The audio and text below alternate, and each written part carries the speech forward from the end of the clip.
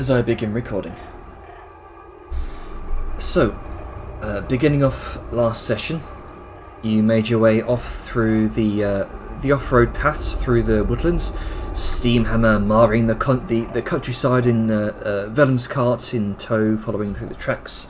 You started off with a brief conversation regarding the Glamourweave tabards with the Black Hand's court wizard. The Black Hand's court wizard Dejar gave to Vellum, Grunker and Scion as a status of their relationship to the Black Hand. Vellum, of course, wanted no part of it. It was a short conversation nonetheless. Soon after, you discovered a group of rock formations that turned out to be ancient dwarven defender golems left here long ago, ever since the end of the War of Broken Chains, when humans, halflings and dwarven slaves broke free of the Akteshi Empire millennia ago. You discovered a stone memory bank on one of these golems inscribed in dwarven text, which told a story of this particular golem witnessing the descendants of his creator growing up through the generations. The last line of which was buried next to it. A story which jerked many tears. As a sign of respect, Arngrim honoured the golem by returning its memories, repairing its cracked facade, and blooming a beautiful flower bed upon the grave before it. You all set up a serene picnic in the overgrown grove and discussed your backgrounds, your families, your histories, and origins. A true heart-to-heart moment of bonding here. Eventually, you all packed up, and before you left, with a brief animate object spell, Arngrim offered a flower to the golem, who seemed very fond of them in life. A moment of connection remembrance was had as the golem took Arngrim's flower and froze into that position forevermore. Continuing on the days, you ventured through the barley fields of a farmer, scaring away a number of crows, only for one to remain behind. An eyeless crow, familiar to Scion, as it was the same crow some of you encountered in the Greying Vale, outside of the Tomb of the Shamed King back near Morkney all those many months ago. Which turned out to be some kind of familiar, as Vellum hucked a javelin at it, and it exploded into black smoke. Keeping out a wary eye, you continued on your way through the forest and came upon the Hollowman's Way, the road to the Hollow Valley near the Sando Thicket. You discovered a caravan had been attacked some days ago by a group of small lizard-like creatures, likely kobolds from what Arngrim was told. Forest kobolds, and a set of larger man-sized clawed footprints indicating something larger was accompanying them. It seems as though some Black Hand mercenaries had discovered these tracks, indicated by the fresher footprints, and followed them into the Sando Thicket, a dark and sickly-looking oak forest hung over with an acrid haze. You left Vardmi behind, and a number of bear traps to guard the Steamhammer, your dwarven goat bastion, and Vellum's cart, as you entered the forest on your own. Here you discovered the fate of the Black Hand. Some of the Black Hand members, as it seems they were ambushed by kobolds, and one was snagged in a poison-thorned net trap and likely perished from her injuries and the toxins in her system. As you continued, you stumbled upon the outskirts of some sort of tree village. Gnarled branches and vines are woven into huts and bridges spanning 40 feet overhead and 100 feet away from you to the east. Just barely visible through the haze, spotted by Scion, is a small kobold scout waddling across a rickety-looking vine bridge. A lookout, likely, who's not noticed your presence yet. So let's bring us back in.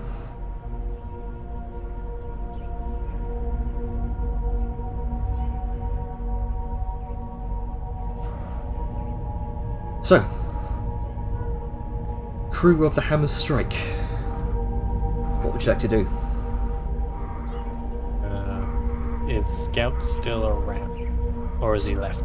This small lizard-like creature is just tip-tapping along across one of these sort of rope bridges away from your direction. And is... You have to stay put until they're out of sight and earshot, I guess. Are they... kind of the so idea. they're walking away from us right now, right? Yes, just casually walking away. Looks like they're on lookout. Looks like they haven't noticed you just yet. And Arngrim kind of looks at the scout and says, "Right, do you want me to throw a guiding bolt at this fucker?" No, Like he's never left. No, we should avoid getting drawn attention to ourselves until we know more what's going on. See more of them. All right. You kind of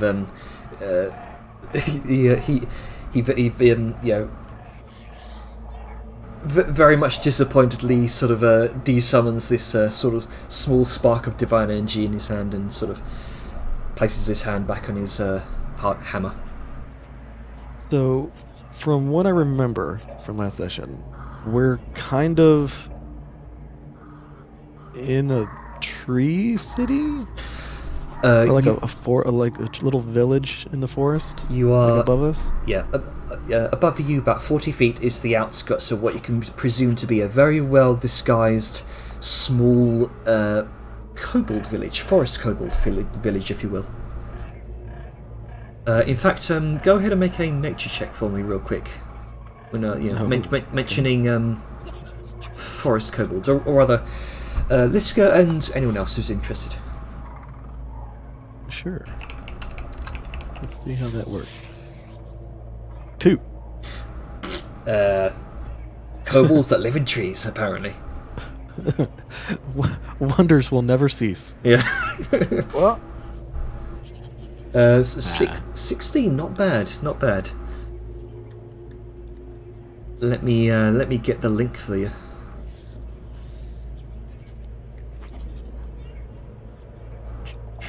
Give me a second. I need to BRB for a short second. I'll be right back. So, forest kobolds typically dwell in thickets, forests, jungles, wherever civilization has not touched for millennia or so. They are the most dexterous of all kobolds. They are unrivaled climbers, able to navigate dense, thorny undergrowths and thick tree roots with ease. Despite the reputation kobolds have for crafting their warrens within caves, forest kobolds instead choose to carve their homes from woods high up in dense tree canopies, weaving networks of makeshift rope bridges between large branches and crafting these small kind of nest-like huts from leaves and foliage. Forest kobolds typically worship, green dragons, emerald dragons, frequently creating their treetop villages around their lairs. Forest kobolds, they are also renowned for their druidic practices, be it through the weaving of poisonous brambles inspired by the breath of a green dragon, or the cultivation of beautiful groves inspired by the presence of an emerald dragon. Tribes of forest kobolds will often be guided by a small collective of powerful druids that serve as tribal elders.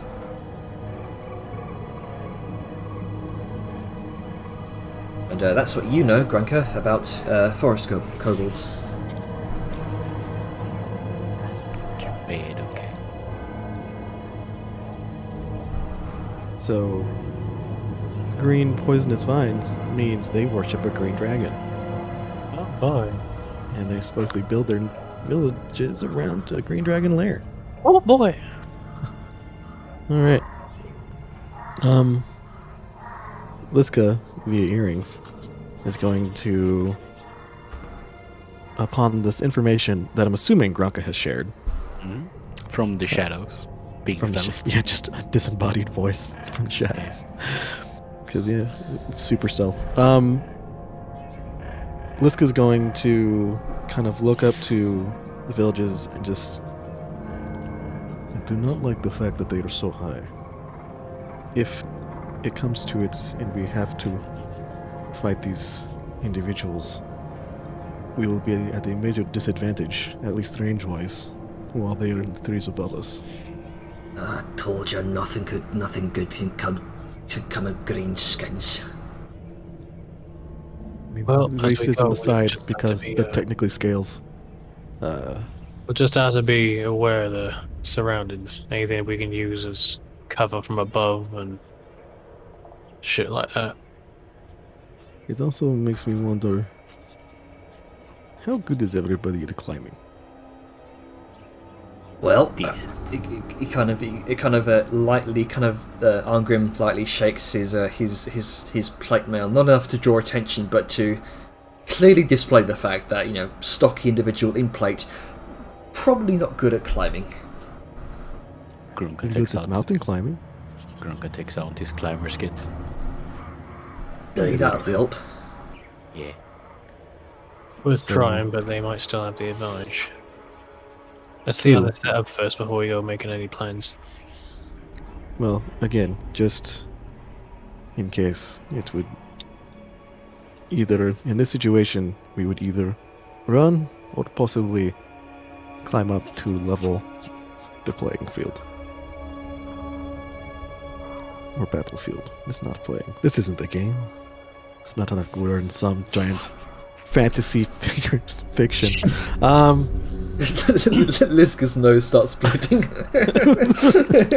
Breaking the fourth wall. With her head. Yeah, with her. She's strong enough.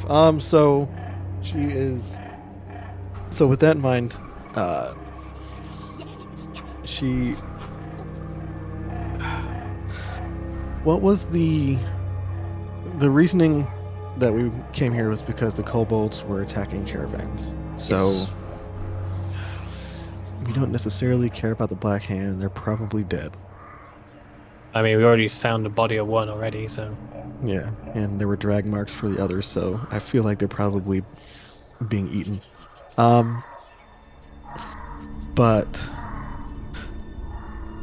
with these sort of things, with kobolds, they seem to worship dragons. Should we perhaps scout or go around the village to see if we can maybe find the dragon's lair?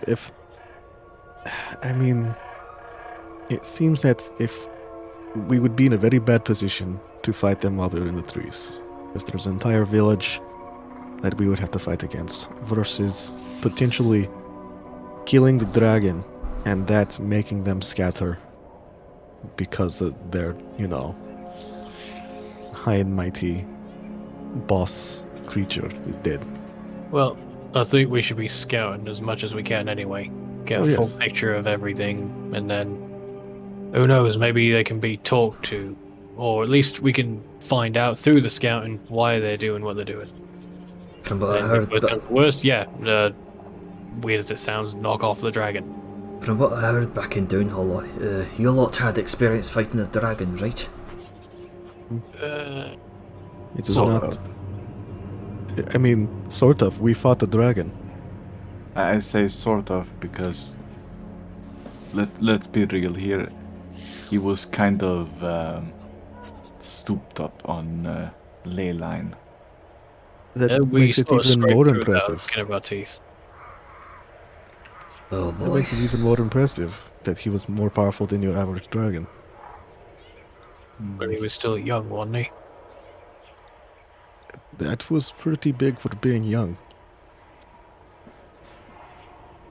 Mechanically speaking, I think he was an adult white.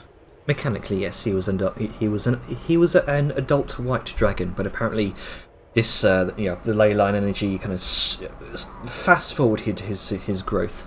Souped him up basically. Yeah. Either way, I agree. Scouting around is best next step. Grunka, are you around? Yeah.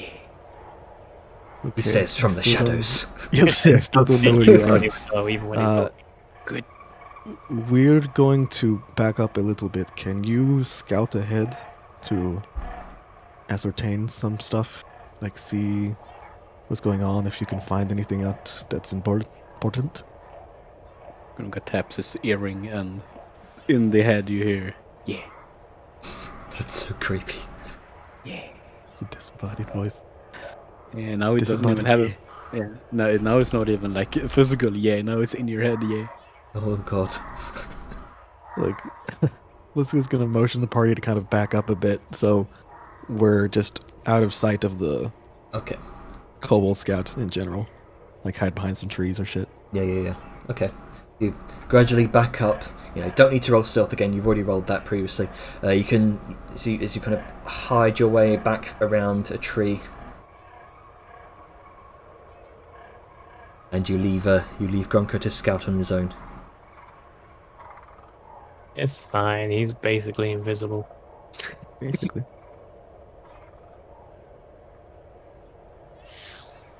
There are 3 colors in the forest: green, brown, and black. Grunka is grey. Which What? is neither of those. You are in dim light, so you can stealth pretty easily. Yeah. Okay. So, Grunky, you're going to try and scout ahead to see what you can see, yeah? Mm-hmm. Okay, go ahead and make me another stealth check. Boo-boo-doo-doo-doo. Advantage, stealth. Let's say 16. 16. All right. I'm gonna let's roll for the scout. Because that's what I should have done last time, but I forgot. It was Well, you took his passive, yeah. He was, being an active, being an active outlook, being an active kind of scout. I imagine he would have, actively been trying to watch for any creatures coming by. That's what I should have done last time. So give me a second.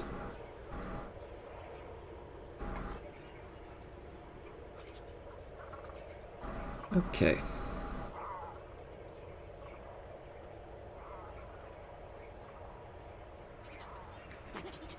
God, monster just loading character sheets is slow. Ever since they rolled up that new update. Yeah, what I've noticed is that I open the sheet for the first time, and it takes a really long time. And then if we close it and then just do it again, it loads instantly for me. Yeah. Okay, so perception is a wisdom, yeah? Yeah. Right. Okay. That's actually charisma. Nope. You remain unseen by the kobold scout high up in the trees as you scuttle through the underbrush like a raptor from Jurassic Park. Just Clever god. just very quietly giggling to yourself as you through the underbrush. You just see the rest of you just see this sort of wiggling and wavering of the brushes and bushes as he makes his way through. Yeah. So what do my gobbo eye see? Okay, go ahead and make a perception check. What? This one is not at advantage. Hang on, my character sheet's just kind of minimized. Hang on. Perception. Let's turn that off. And perception. That's a 16. Another 16. Not bad. So, continuing through the forest, about 100 feet, 200 feet further in. About 300 feet in, you can see what looks like a series of sharpened wooden spikes forming some sort of wall. And you see 2 small figures on either side of an opening in this wall. And you can, as you look up, you can see the village here appears denser than what you saw previously. This appears to be some sort of village centre. And you don't see any path that goes beyond this gap in the wall. It appears to drop off down over the edge in what looks like some sort of wooden ramp. It appears as though whatever this fence, this wall is protecting, seems to be something here. The village centre appears to be over this. So it's over the walls fencing. Is there like a good view? Does it look like there's a good view from the city down into the pen? Or is it like directly underneath, so it's kind of like underneath the flooring? You would have to get closer to get a better look. You can attempt to sort of go around the side of the perimeter away from the two figures in the opening in the wall to try and get a better bead on what you can see. How many kobolds can I see? The 16 you can see. Well, immediately in the village centre, you can see. Sorry, you can see about 20 or so small figures, and you can see the two kobolds presumably standing on guard on the opening in the wall. Do all of the characters look armed?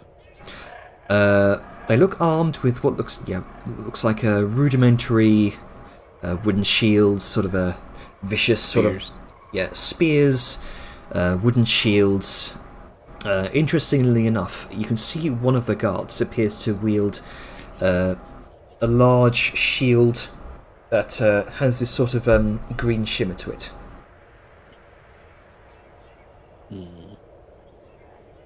Don't like that. Is there any? So those are the ones that are on guard. Does it look like there's any others on guard, like above, that are looking down with like ranged weapons? You can see a few kobolds above you in the village with these small bows and arrows. About 10 of them.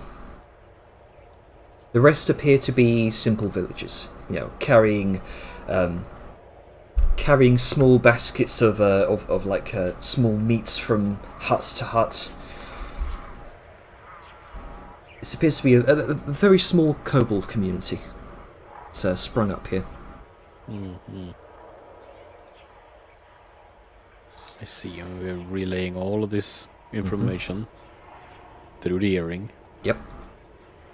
Which doesn't make any sound. Thinking it to your compatriots. Thinking it real hard. Real hard. But beyond the wall, you don't see anything else. You just see the sort of a light greenish, sickly haze that's been constant throughout this forest.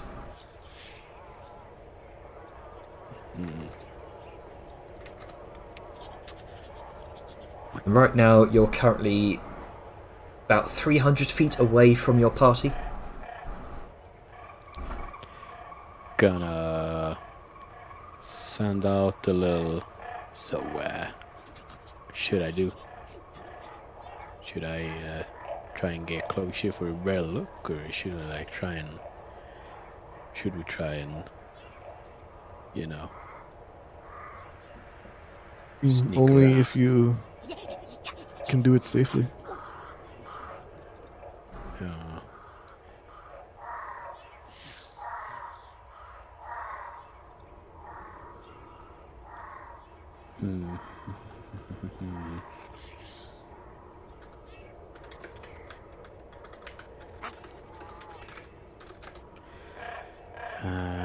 Yeah. Let's try. Gonna get closer? Yeah. Okay. So carrying on your earlier stealth check. Let's do another perception check. Because there's some more scouts around here.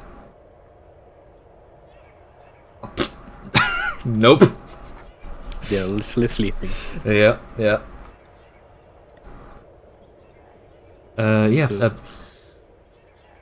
Sorry, you go ahead.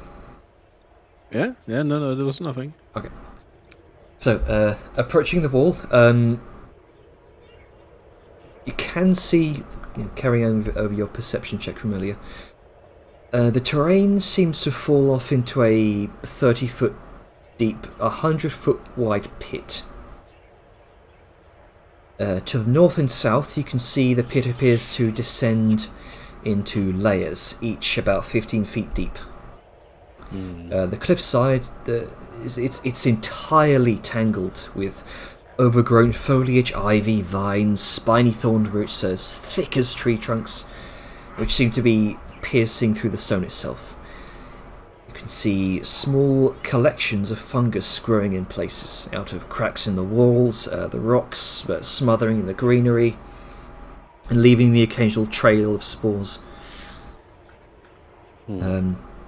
Above, in the tree canopies, you can definitely see now from this perspective a tangled network of homes and huts, all connected by these thorny roots, thorny bridges, and interwoven greenery to form these bridges. It's definitely a small interconnected tribal community, whose inhabitants seem to be a number of small green reptilian humanoids, kobolds, who wander the tree village above and the pit down below.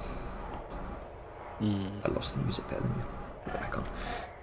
And stationed in and around the pit below, the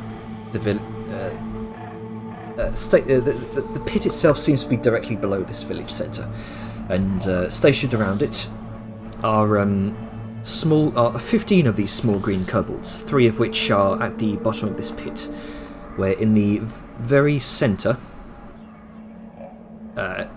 is a large 25-foot diameter hole.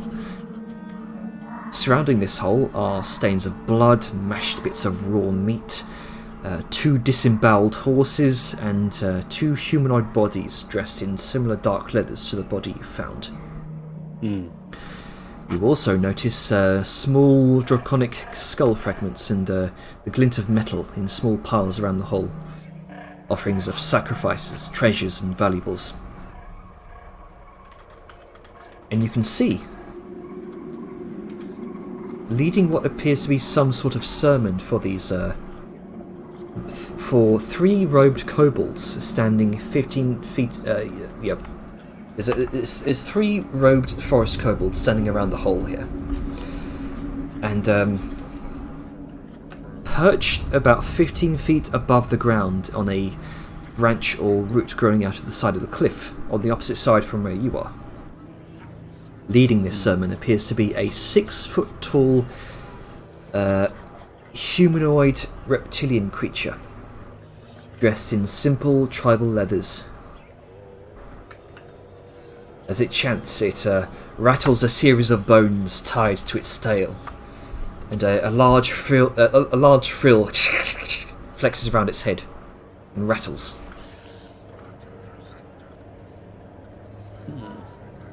Go ahead and make me a nature check. Nature check. Sure. In fact, as Grunker is relaying this information to you, those who are also interested, go ahead and make a nature check.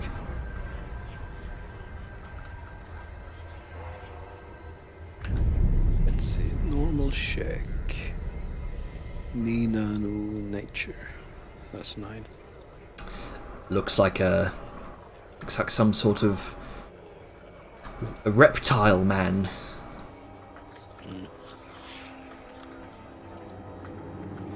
You've not seen any. You've not seen one of these before. Okay. I don't know if this goes back or not, but Even. he said he had the beard be from my. Oh no, he's back. Oh, Thank you. Sorry, was distracted with something else. Okay. Repeat the question. Do you want to make a nature check? Because there is something that is not a kobold, but also a kobold over there. Sure. Why did my character sheet close? I closed it. There you. So stealthy. Closing character sheets. Yeah. Another 2. Nope, I know 2. nothing about forest kobolds. We don't know what this thing is. Okay. It's nope, no, not. Arngrim doesn't know what this is either. Sounds so a lizard. Fuck it, I can't do any worse. Wow, Hey, same wow. Equally as bad. I have a -1 to be fair, so All at least right. it's expected with me. Should I give it a go? Sure, go ahead. Okay, Why you're the not? big brain here. Use your big 10. brain. Yeah. Hey, a Yeah. 10. I mean, sounds like some sort of man-sized reptilian creature. Like hobbles just get that.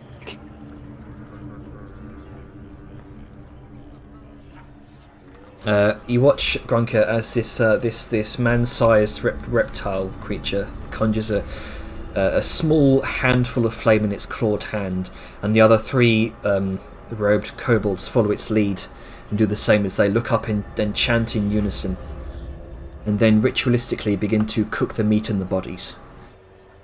Then one of them is just shoved down the hole.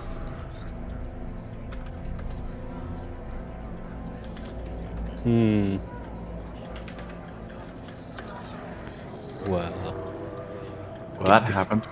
you get the feeling that whatever's in that hole is pretty hungry.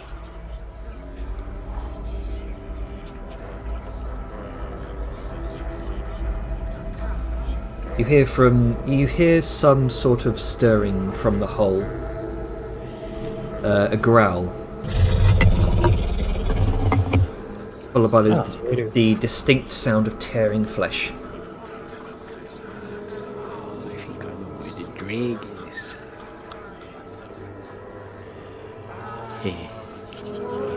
I'm just gonna tap his earring and go, I think I know where the dragon is.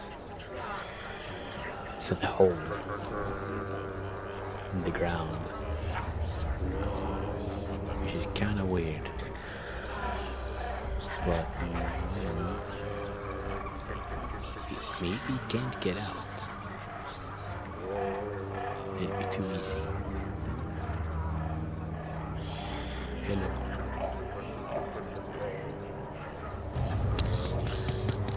Hello. Hello? Can hear you just fine. Yeah, I know.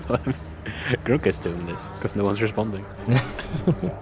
I kind of missed the question. It wasn't really. a Crockett was question, basically saying, I found the dragon. I think, and it's like it's in a hole, but I don't know why. Maybe it can't fly. Like a big And then- hole in the ground or a cave. It's like a hole, like like if a cave had like a sinkhole, and it's just a hole,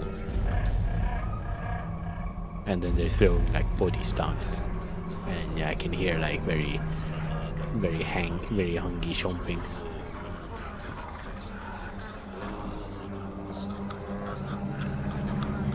I don't know if it'd be a dragon. How the hell does it get out with a hole that small? I don't know, but How big maybe is the hole again? It's like 30 feet across? 15, I think. It's about 10 feet across. The hole itself is about 10 feet across, and what appears to be like some sort of crater formation. Grunker appears to be about 25 feet. Yeah, he's like Maybe it's like a young green dragon. maybe, like but it's, young. Yeah, but it doesn't sound very young. Sounds pretty, pretty guttural. Maybe Sound- the hole's like amplifying the sound, so it sounds bigger. Maybe, but there's also like a lot of food here. Well, it's a growing boy, I'm sure.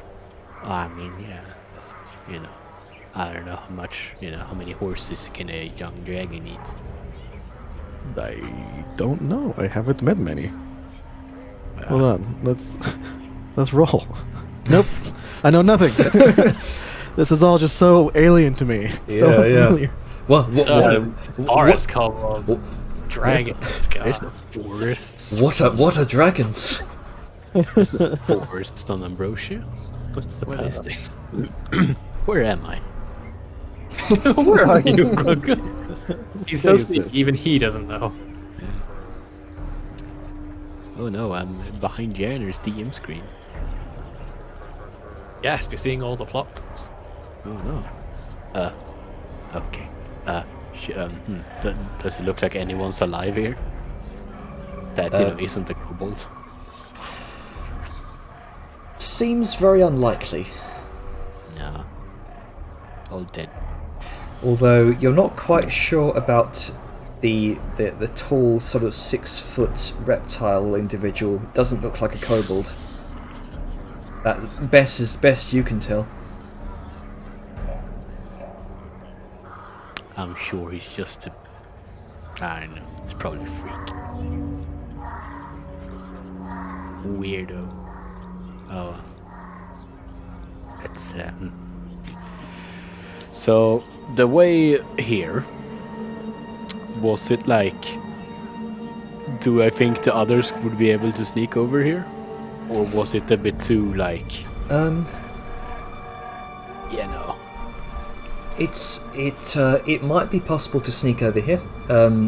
You yourself are a very stealthy individual when it comes to dim light. You're not sure how well the others might fare. Could I kinda fuck around a little bit and see if I can find a less guarded area Sure. where everybody else could have a better chance of coming here? Go ahead and make this will be another perception check. Go ahead and make a perception check. I'm gonna look real good. 23. Real good. 23. You do indeed look real good. You you gather but it might be a good. It might this area here looks rather clear. The area around this direction also looks fairly clear. In order to approach from the southern direction, you may have to, give the entire village a wide berth for taking a bit. It might take a bit longer, and it looks as though there's a lot of thorny vines around the southern approach. So, what was the first path you said? I didn't see the ping. Around here, perhaps. Up there. Around there. Maybe around the northern approach might be a good idea. Yeah, that seemed a bit less guarded. Mhm. Probably, easier. Okay, I'm gonna sneakily sneak back, Okay. or yeah, no, I'm gonna sneakily sneak back, and I'm gonna tell the others while I'm Alright. doing it that we're gonna do this because this seems easier. Okay then. Well, everything got black.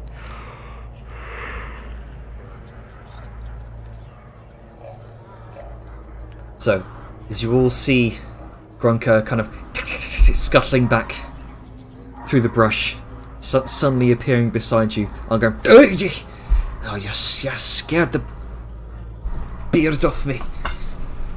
Oh no. It was Krunka's fault. What'd you find, Brooks? Well, I mean, I kind of told you already, but it wasn't. I don't know. It seems, yeah, it was weird. Like, there's something in that hole, and the only thing I can really think about would be a dragon, because kobolds like the dragons, right? Yeah, they do. It sounded like one, but why would it be in the hole? And they were like throwing like meat down into the hole and doing like weird like ritual stuff. So how do we want to approach this? Sort of looking over the group, but more towards this guy, the military expert. Well, it looks like the north, coming from the northern side would be a bit easier. Less things over there. Well, if we come from the north, This would be. You said that the hole was in kind of a deep crater. Yes. Yeah, it was like a hole inside of a bigger hole, but the bigger hole didn't go that deep. Okay.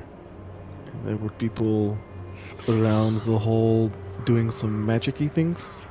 Yeah, there was this big thing that kind of looked like a kobold, or was a little bit big, but it was like bigger and looked weirder. But he was doing like some magic stuff and had like fire in his hands and stuff. And then the other kobolds kind of did some weird like praying thing, and then they started cooking the meat and like throwing it down the hole. And then I could hear like something big like growling and start eating the meat. Maybe they're feeding some kind of ritual or something. Yeah. It was weird. I don't know if I don't think I saw anything happening to like the meat, but I didn't see that, right, Jenner?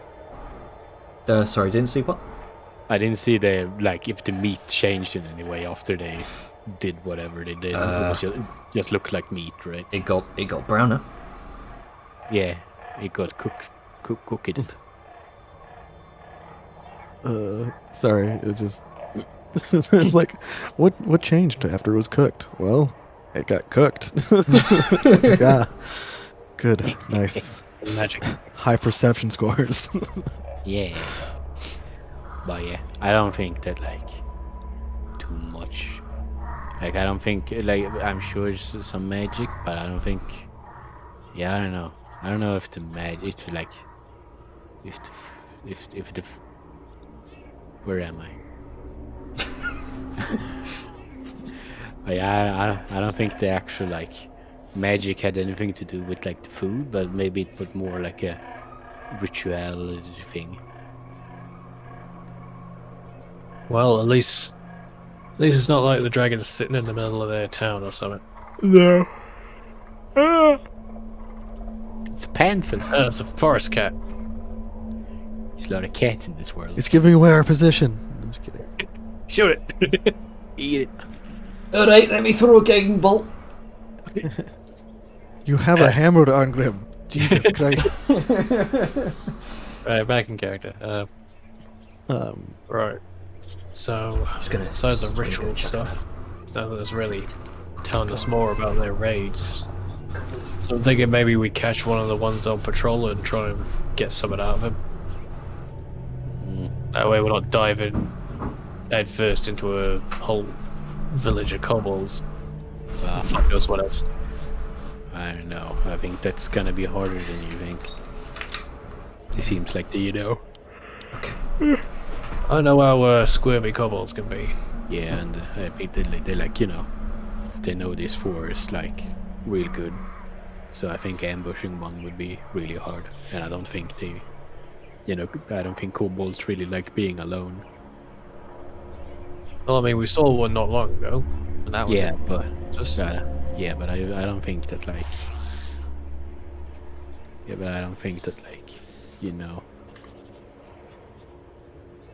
it's gonna be that. It was also pretty high up, and I don't think we're gonna be able to capture them while they're up there. Let's see if. It seems like it might be a good idea to at least try it, because if we just go into their village, we're either going to have a huge fight in our hands, which we don't know which way it's going to go, or we could just be on a wild goose chase and it's not them for all we know, and then we don't get any answers. Well, we know it's them because the tracks led here. These are the same individuals that attacked the caravan. Oh yeah, maybe I didn't say that, but they were throwing in horses and human corpses that had the black clothing thing. That'd give a bit more explanation then. Yeah, no, it was the same as the one who was stuck in the net. You think they're just jumping people for the meat? I mean, maybe. Maybe gotta feed that whatever it is. Yeah. Did you see what sort of I don't know, clothes or sort of people they were sort of bodies they were throwing in? Well, it just looked like the backhand people and horses.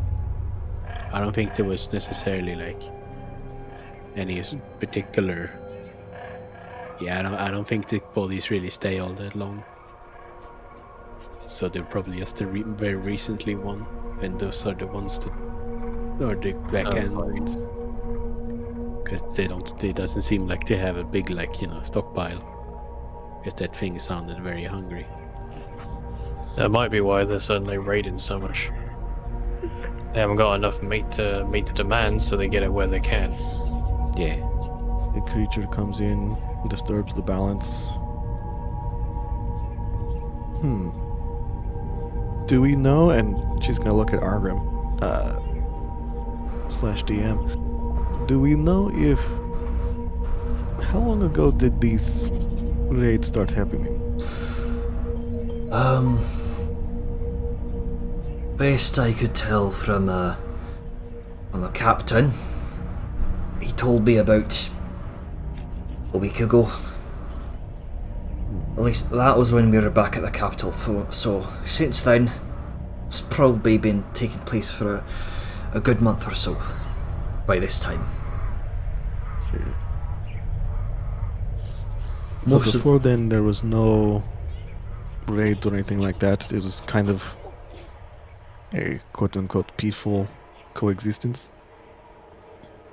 Well, best I can summarise, I don't think they were this desperate.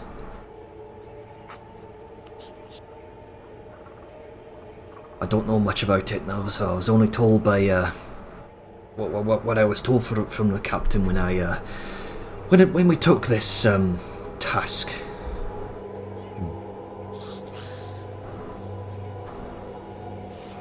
Well, So we may just have to wade in then. Yeah, that to me seems to indicate that the creature in that hole that they're worshipping is probably the reason that they started attacking. So, if we manage to take that out, potentially also the big kobold, maybe we might be able to get rid of all the raids and whatnot. Right? They might scatter like the gnolls. Yeah, but the question is, besides that feeding hole, which ain't exactly keen on diving down, it doesn't seem like there's another way in that you saw, right, Grugs? Yeah. So we either gotta try and sneak in and jump down the hole, or go through them to get to it. Yeah. Okay, if you come through the north, it would be easier to get there. Because then we wouldn't have to go, so close to the village. Yeah. And, some of us don't really get good at sneaking. So it's probably the better idea. And that's a very stupid question, but do we... but given our nature rolls so far, I feel like I have to ask. Do we know if the forest kobolds are nocturnal? Because if there's more of them asleep in the day, then we should do it while it's daylight, but... It didn't really look like anyone was, sleeping. Everybody was out and, working, right? Yeah, they were doing stuff. Yeah, doing errands, tasks that you'd expect normal village people would do. Yeah, so just by, observing, Grunka would probably assume that they're probably awake during the day. Because otherwise they would be sleeping now and not working. Right. I think we should take some time, maybe rest up ourselves, and when night comes or wherever they sleep, then we take the chance to slip in. Less chance of us getting caught. I mean, I gotta sleep sometime. Hopefully. I'd be worried if they didn't sleep at all. That would make for some cranky kobolds. Probably. But yeah, should we I don't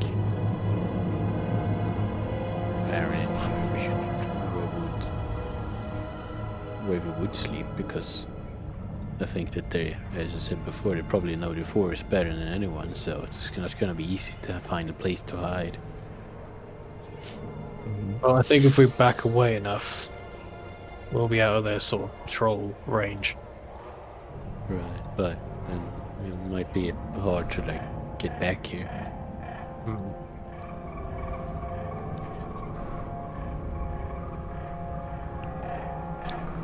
Maybe we can find something nearby, like a big hollowed out log or cave or like a summit to just squat in for a bit out of sight.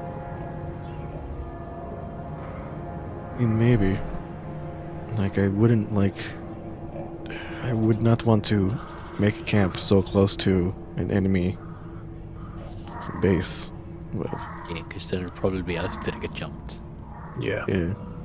Not to mention the possibilities that the dragon might awaken.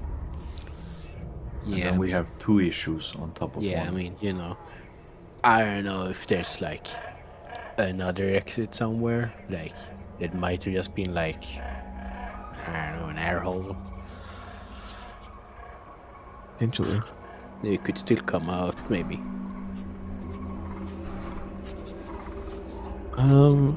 Fuck, I'm trying to think now what Liska would know. Hold on, I'm gonna do another nature check.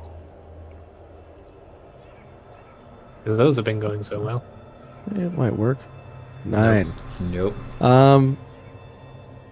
This is gonna be like, I mean, Crothis had a way in and kind of a pseudo way out. Like, they might have, like, dragons might be paranoid, might have a different entrance. Yeah. I don't know. They like. Yeah, like. Did we know if they liked green and emerald dragons? Is that something we actually know? Yes. Okay. It's what Well, Grunker knows. Yeah, those that kind of follow green dragons use thorns and poison. Those that follow the emerald dragons make nice flowery meadows and stuff like that. Yeah, So, I think this is a green dragon. Yeah, I feel like we're fighting green dragon. Yeah, so like how are green dragons? Oh, I guess that would technically be a different nature check. This would be a different nature check, yes. All right. Liska's gonna rack her brain, be like, "Fuck, what? Like, I never thought of. What? When did I last think of green dragons? Never. Like, No. she just kind of shrugs, like, I don't know. Like, I never really looked up. The closest one was Crothis. That was really the only kind of dragon I studied on. But green dragons? God, these rolls tonight. I have no fucking idea. Chances are there's got to be some other entrance. And since we've got to wait for them to really be asleep anyway, we could just circle around, see if we can find it. It's got to be Maybe, something. but in this entire forest, like, looking for an entrance, that's a lot range of ground to cover. Village. I mean, in reach for a dragon, Yeah. that's a lot of ground to cover. I mean, we can, but Well, we can't We exactly also- sit around. Us moving mean- around would be less likely to be caught, I think, than if we just stuck around and out in the open. maybe. Like, I guess it comes down to the fact that right now, we know there is a way in. The creature dragon, we're assuming it's a dragon, we don't specifically know yet, just ate, so it's probably Yeah, feeling maybe pretty full and lazy. Yeah, maybe it's sleepy now. And going around will give it time to potentially come awake. We don't know if these people are nocturnal or not. Like, just because they're active now, like, this is a pretty dark forest. They might just be active kind of on and off all the time, like half on, half off. Yeah, maybe. Maybe. So you think we should just take our chances while the creature is full and not risk Grunker waiting did, around? I mean, Grunker did see a way in that was a bit easier. I mean, either way, once we get to that crater, we're going to be out in the open. Yeah. We'll have a So- fight on our hands in one way or another. Mm-hmm. So, yeah, we will see. I hope it's not like a worm or something. Not like W-Y-R-M, but like W-U-R-M. Weird. Yeah. Weirdos. Did you... How perfect was that hole, Grunka? It was pretty round. Was it the kind of round hole that we saw in the underneath... Fuck, what do we call it? Underground? The undermine? The deep dark. Yeah. Was it the kind of round you see, or you saw when those giant purple worms were coming up and out of the ground? Oh, like stinky? Yes. It was like that, right, Jenny? It looked was- like very round. It was imperfect in its shape. Right, but it was still pretty, like, not perfect round, but it wasn't like a crack or anything. It didn't look too natural. Not as round as the rockworm holes you encountered. Yeah, Okay. but still pretty round. Okay. Round, but not like worm round. Okay, that makes me feel a whole lot better. The last thing we want to do is go sliding down the hole and right into its mouth. Mm-hmm. We saw what happened to Balthazar. So, Yeah, I was in that same position. I do not fancy being in it again. So let us... my vote is to go now. I don't like the idea of blindly going around the forest next to a village of people who have lived there their entire lives. Yeah. Yeah, I don't like it much either. But this If everyone's on board with that, then Yeah, also maybe if it's at night, maybe they're more alert and expecting it, but they don't expect it to somebody sneak up on them in the middle of the day. Yeah, they did just come back from a raid, and now is usually the time people have their guard down. After a big success, usually they don't think that anything will happen. Yeah, they did look kind of busy. Not to mention, this would also mean that they are pretty spent on their resources. Yeah. alright, let's get moving then. Alright, lead the way, Grunga. Okie dokie. So you're not waiting for nighttime. You're just going now, yeah. Yeah. Go while we have some kind of advantage. All right. Yeah, going slowly. We're taking it from the north, which hopefully have a lesser success chance. Okay. Or a So, lower success ceiling. We're gonna carry over your previous stealth check from that Grunka, because that was your stealth check to get from there to the camp itself and back. You've established this secret route. You know where to go, so as to not be detected. The others, however, you will all. This will be a group stealth check for the four of you. Does anyone have any magic to help us move along?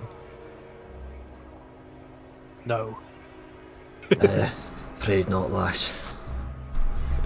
My kingdom for pass without a trace. Alright, let's do this. Yeah, Vadmir has it, I think, but she's not here. It's true. Alright, luckily I'm wearing Thankfully, mithril a lot armor. of us don't have disadvantage on it. Thanks, Arngrim, Man, gonna do. it'd be awesome if I can fucking... Gonna do guidance and stuff again for a 10. I have faith in my armor. I will be sneaky. Mm-hmm. So you. Yeah. I would not use my... I have the thing I made, so I have advantage. Yes, you do. Oh, nice. Oh, wait. Did I? Hold on. I forgot. I got something. What does this do? Do you have something? I do have some things, but I don't remember what it was. Or I don't remember specifically what it says. I just want to double check. Well, So I'll wait until you figure that out before I roll perception for the Kobold Scouts. Okay, no, it wouldn't factor into this, so never mind. Okay. Right. So you continue through the path that Gronka has discovered it in the undergrowth here. You follow the twitching bushes here and there. And between gaps in the leaves, you just hear the sort of soft giggling of Gronka as he scuttles his way through the underbrush.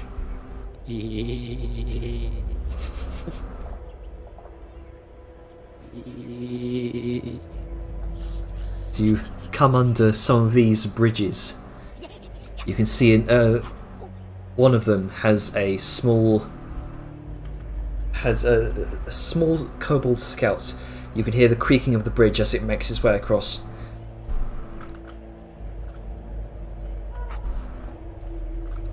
And you remain undetected. Good thing they're stupid as shit. Good thing they have hanked wisdom stat. Unfortunate, but that's kobolds. Well, I mean, they have numbers. If you roll enough times, you'll succeed eventually. Mm-hmm. I think it's pretty fortunate, Jenner. It's unfortunate for me. Well, I mean, This isn't a competition. Just saying. I know. I'm just messing. you're not actually trying to kill us. No. You said that now. No, I'm kidding. Yeah. Where are you? Okay. Or am I? So you make your way. Calm down. No, I'm fucking with you. You make your way around north until you come up to what looks like a spiked wooden fencing, some sort of rudimentary wooden barrier. It's like a sharp pointed branches and small tree trunks just bound together by hempen rope and just jutted out from the ground here. They're about 5 to 6 feet tall each. So, Liska, you can very easily see overhead. I fucking think so. She's 10 foot tall.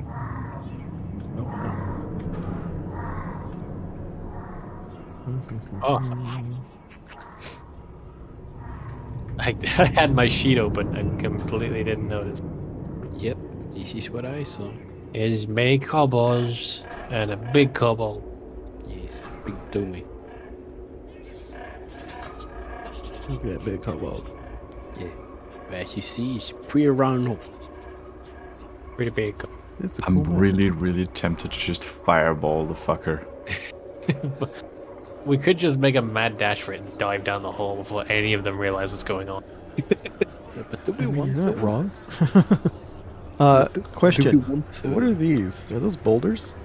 Those are what appear to be clusters of large mushrooms. Okay. Yeah, I could dash into that. You hear the chanting of this small procession going on around this hole. Up. I also want to remind you, Sable, that all this is It's difficult difficult terrain. terrain, I know. Mm-hmm. Thum's gonna flick the earring, and I don't know if all of you can understand that, but basically they're sounds like some kind of ritualistic chant. Scion of the Verdant Blight, slaves to your mind. May you grow and devour, consume this forest and make it sour. God, they do love their ramen, don't they? Offer flesh to sate thirst. Okay, so basically this dragon, or we think is a dragon, I'm guessing it's a dragon, Verdant Blight. And they're trying to make it bigger and bigger to give it more power. So they're just hucking whatever meat they can in the old by the look of it. So something we may want to deal with sooner rather than later. This is all through the earring, by the way.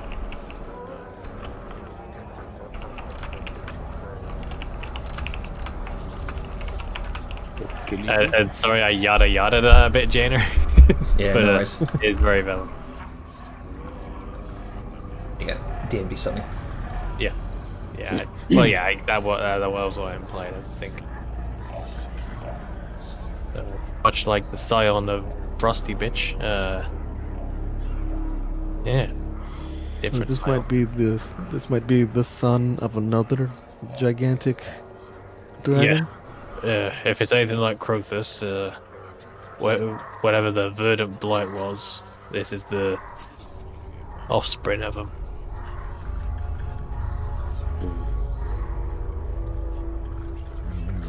Anyone want to make a history check? Sure, someone go ahead and make a history check. I can't. I have no grounds with which to do so, I'm afraid. Vellum is A, foreigner, and B, a -1 in history. I have literally lived down the hole my whole life.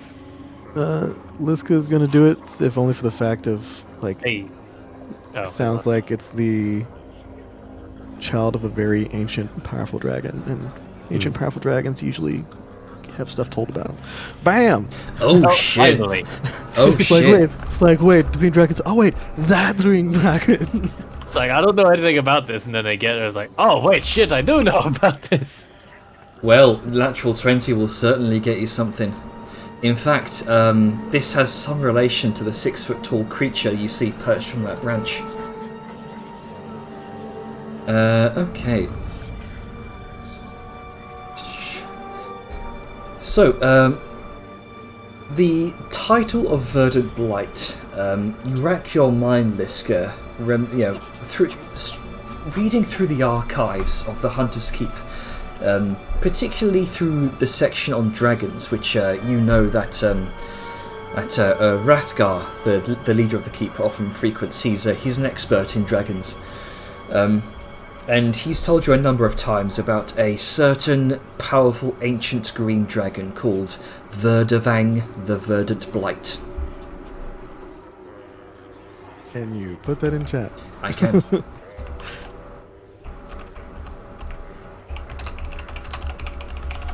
Oh, so hooray for Draconic. Verdant the Verdant Blight. How alliterative. Verdavang. So,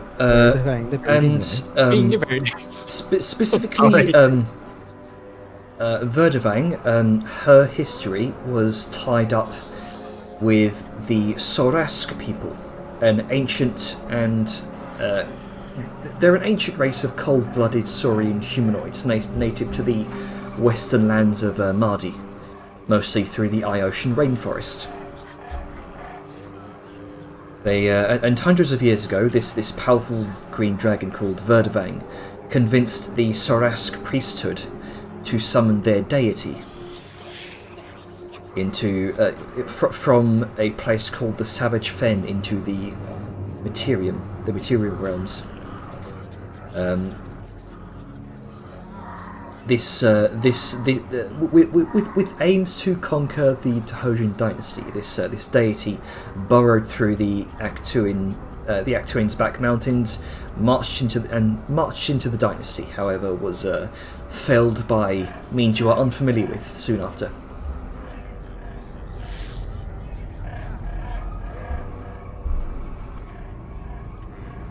So, you said Verdavang was a female dragon. Yes. So this is one of her spawn. Okay, Liska's going to, via the earring, fill everybody in and be like, okay, this is the breakdown. Verdavang, the Verdant Blight. And then just yada yada yada yada.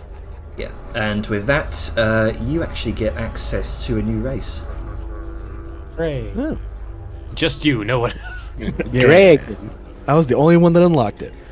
Now we can place Not dragons. quite. Lizard. Yeah, now we can place just normal forest lizards.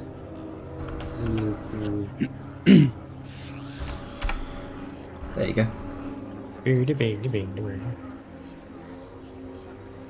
What do you say? What do you say about my mother?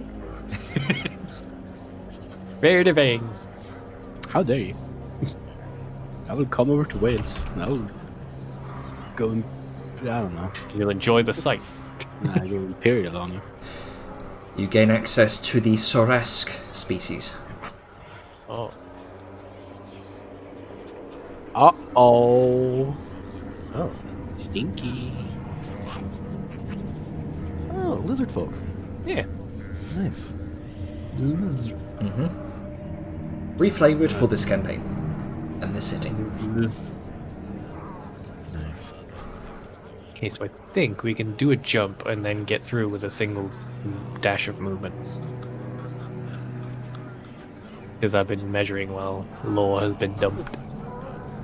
Because if we do a running jump to take care and of. manage it, we can clear like 10 feet of. I can clear 10 feet of movement. I'll be fine, but I think a lot of you will have a better shot. Because we don't want to stop This way? in that difficult terrain area. Well, I mean, yeah, we could go around that way. But... I mean, it's this, like this over here, and this are the closest paths without thorns. Yeah. We want to go all the same way, or do we want to go like pincer move? Because I think once we get through here, we're going to be seen. No matter how stealthy we try to be. You are a mountain folk in shiny armor. To to be frankly honest, a concentrated attack is easily defended against, or I guess easily focused on. Whereas if you had a spread out attack, a lot of chaos all at once makes it a lot harder for them to, what's the word? Use it in numbers. Well, yeah, it's no, to kind of marshal their forces. Like, because you have a whole bunch happening, you can't just say, defend against that. You have to be like, oh shit, there's 5 different methods of attack. What do we do? So, I would personally think that we should split up. Not totally, one per person, but I think that we should, like, I don't mind going by myself. And Arngrim and Vellum and Grunka and Sao can go, you know, in your own path. Aye, very well. We should get I just said in somebody. 2-0s instead of duos. In 2-0s. Yeah, I don't think 2-0s are going to be the best option, but I don't like you going by yourself, as hardy as you are. At least have somebody with you. I feel like it would just slow me down. I feel like I can handle it relatively easily. It's just... Hey, Aliska's a big lass. Yeah, but we don't know what they're capable of. If they got like robed ones doing magic or something, and we don't even know what the fuck that is gonna do. So it's like remarking about the lizardman. So risk. But, Lizardman. I mean, if they do have magic, it would be better to be split up anyways, yes? And having just one person hit by a spell versus 2 people. So I am fine. I appreciate the concern, but I feel like I am fine in this. Alright, if you feel comfortable in that, but 4 of us together I'm still worried about. It's a big Well, chunk. no, it would be, in my eyes, Grunka, Sao, you, and Argonel. So we'd have 3. 3 Well, groups. A majority of my attack options are mostly ranged, so long as Well, I we have need to be high moving. ground, Fine, so you'd probably need to be firing on the move once we get the initial path cleared.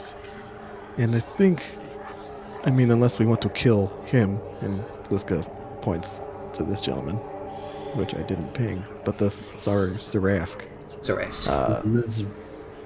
because it was in my eyes that we would be going down into the hole, yes? Otherwise, if we're just going to be attacking, that is a very different plan of action.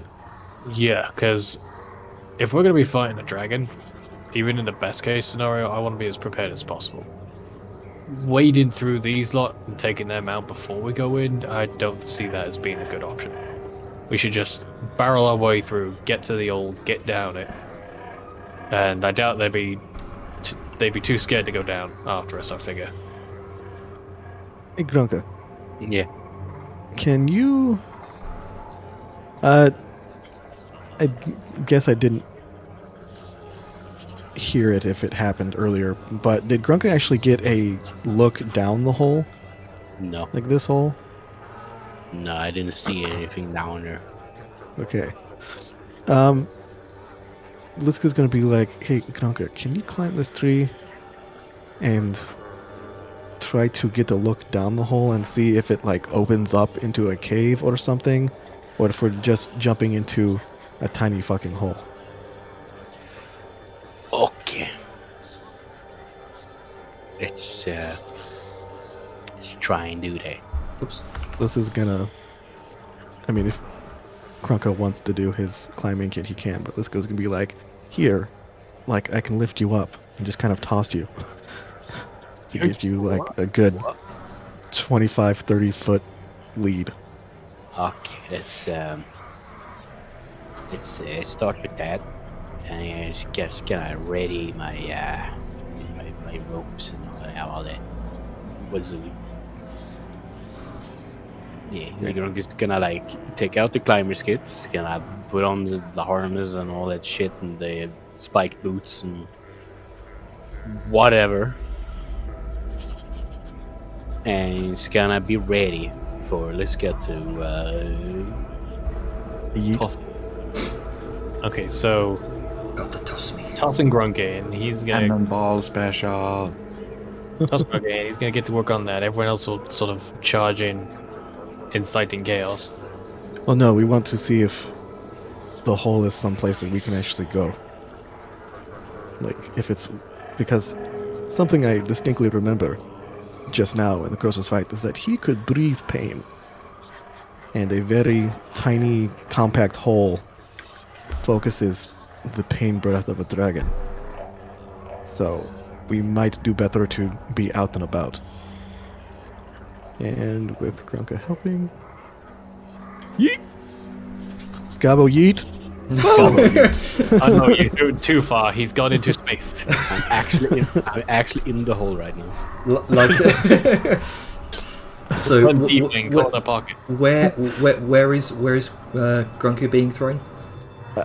Up the tree. Oh, right, Like, right. Okay. Yeah, she's not throwing Krunka into the hole, as Yeah, hilarious yeah. as that would Like be. Hilarious a- that would be. Like It's like swish. like no a net. like a silent gymnast, you and throw him up about. Well, I mean, Grunker's a big lass, about halfway up the tree, and Grunker just. I am a big lass. Sorry, no. Liska's a big Oh lass. no, he threw it so hard his gender switched. Is you cling onto the middle of the tree. You've got about 20 feet more to climb up to the very top. Yeah. I mean, actually, you know, with the 28, yeah, you throw him about 20, but you throw him about 30 feet, so you only got 10 feet to climb. Nice.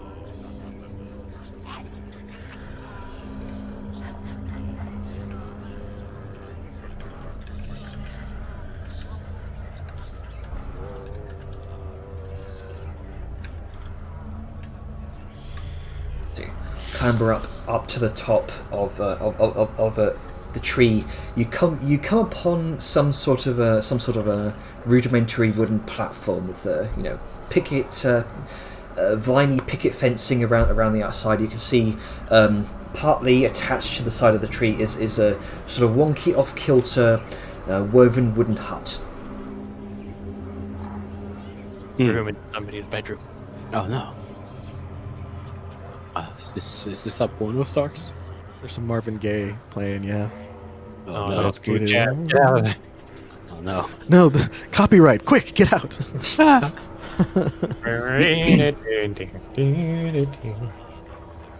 Careless whisper. Bop, bop, bop, bop, bow, wow. So, Grunker, what are you doing while up there? Won't be able to when I'm done. Having a wonderful time, apparently. Yeah. Well, I'm gonna. So it's like a little hut up here. You see? Yes. Is there walkways that go anywhere? Yeah, there's plenty of walkways throughout the village. It's essentially spanning all the way across this whole entire area. It's just a tangled mess of walkways and vines and sort of long trunks and branches that are being used as bridges. Mm-hmm. Is there a walkway that go above the hole? Yes, you can see a walkway that seems to travel from here around this way, and it seems as though there's a central walkway that seems to form a circle around the hole itself, directly above it. Right. Okay. Is there anyone around? Yes, there are a number of kobold villagers around. About 20 or so in total. You can see about 10 of them carry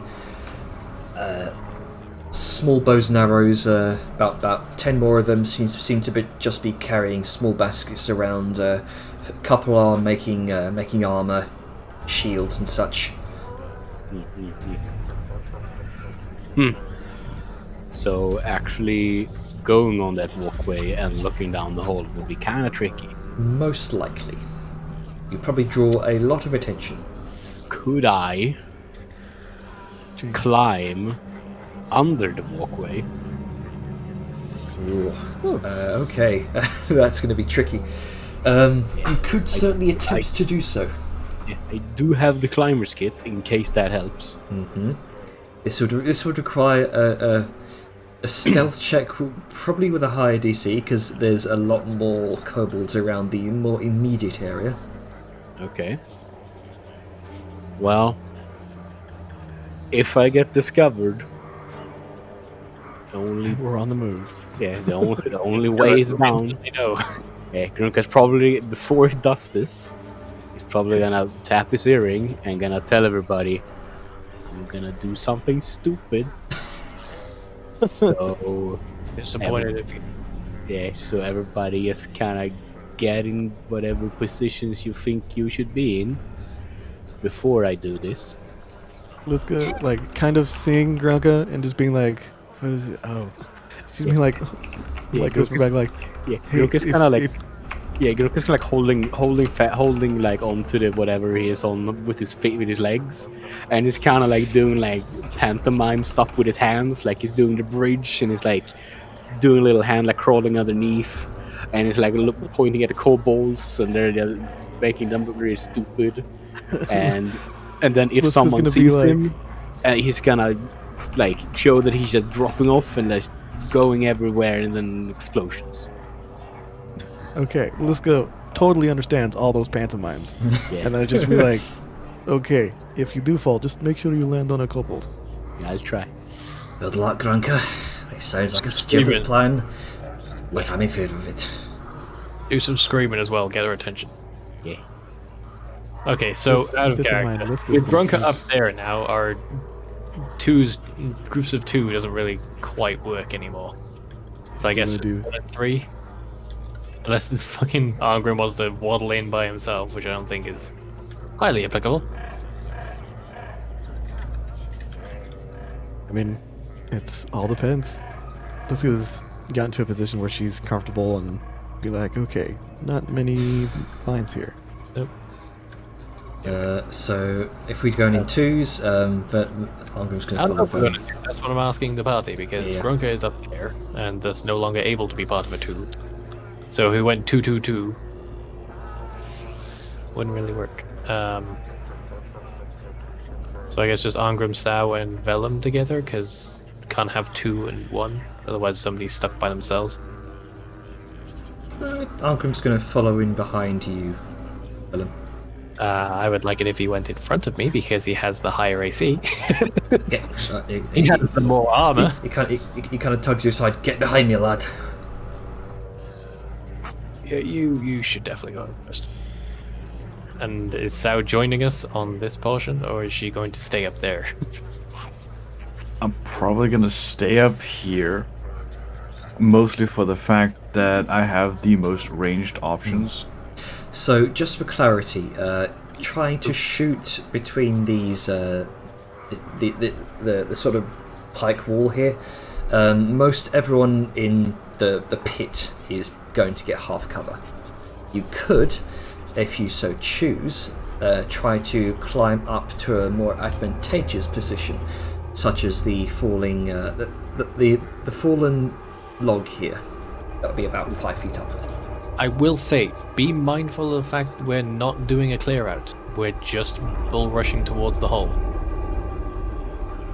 if if Grunker falls. Grunker's there to get a good look down the hole, make sure it's a bit safer than we'd like. But the end goal is the hole. The hole is the goal. Every hole is a goal. Wow. I have Valhalla. I have an idea for what I'm gonna do. Okay, as long as you can end up there and not be stuck by yourself way up there, then I'm fine. That's sort of my plan. Being stuck way up there. No, getting Ending down up to in the the hole. Okay, good. Because the important thing is we all end up in the hole. I don't care what you have to do to make it happen, but get in the hole. All right. Janner. Mm-hmm. I'm gonna use my all-purpose tools and choose a cantrip. Okay. I'm gonna choose Fire. No. I'm going to choose Mold Earth, Right. and I'm going to raise a patch of ground up 5 feet so I may step up on it, so I have a clearer view above the pikes. Alright. Can you ping that spell for me real quick? It is a Sanifar's Guide thing. Ah, but right. But the I mean, gist I can of it- import that if you want, but I would need access to your sheet. Let's see. Loose earth, you can instantaneously excavate it, move it on the ground, deposit it up to 5 feet away. Yeah, you could do that. Mold Earth.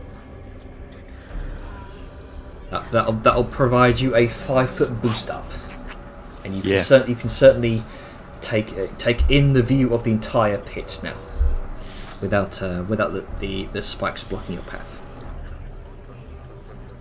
Yep.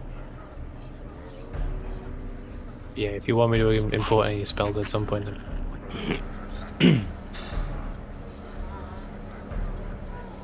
Grim sort of looks up to you, Grunker, gives you the thumbs up. Okay, let's start climbing. It's a go. Alright. So, go ahead, Grunker, and make me a stealth check against the perception checks of, let's see, how many scouts will be up there? Many kobolds. Yeah, I'll say about three perception checks from the kobolds up top. 16. So, 3. No guidance from Holmgren? I guess it's too far away, actually. Never mind. Yeah, it'd be too far away. Oops. Let me just take off advantage there. There we go. Nope. Oh no! No, yes, just enough. Yes. You begin to make your way across the underside of these rickety rope bridges and these strange sort of vine intertwined, tangled gantryways across the center of the village here. Sort of mission impossible, doing a mission impossible as you clamber underneath, sort of quietly giggling to yourself as you pass two of these outlooks, these kobold scouts.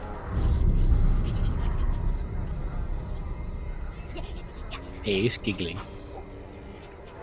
As you look above you down towards the hole, you notice one of the kobold casters that's surrounding the hole. You have a question. Mhm. I'm sorry. Yes. So we're all in dim light, right? Yes, dim light. Okay. So, and kobolds have night vision, dark Yes, dark vision. 60 feet. vision. Okay, 60 feet. Okay, so the person within Grunk is within 60 feet. Okay, cool. Sorry, continue. 30 feet. Sorry, 70. otherwise it's a disadvantage. But if he's within 60 feet, then he doesn't roll a disadvantage. Yeah. One of these kobold scouts sort of down in this direction. Yeah. Come on. Yeah, this direction here. You catch a glimpse of his beady yellow eyes, Grunker, and he sort of tilts his draconic head up towards you as he sees motion. How far away is he? He's about 50 feet away from you. Okay. Actually, he might be too far away. Hello. If Gronk is making his way here, so Yeah, how tall? How 15 feet far down. up is this? at 40 feet at least. So he's 15 feet down. Well, we can just say one of the kobolds around here. Like, Yeah. One of the kobolds would discover you. Okay. It's say this individual here. Okay. Right. Sort of And he- here's giggling above him. He's just like, what the fuck is that? sees some sort of flurry of motion above him, looks up, sees some sort of strange figure scurrying underneath one of these bridges out towards the area above the hole, sort of makes his way over to his companion next to him and pokes him with a spear, points up. Hey, he's not 30 feet. He's not. He's further away than 30 feet, right? Yeah.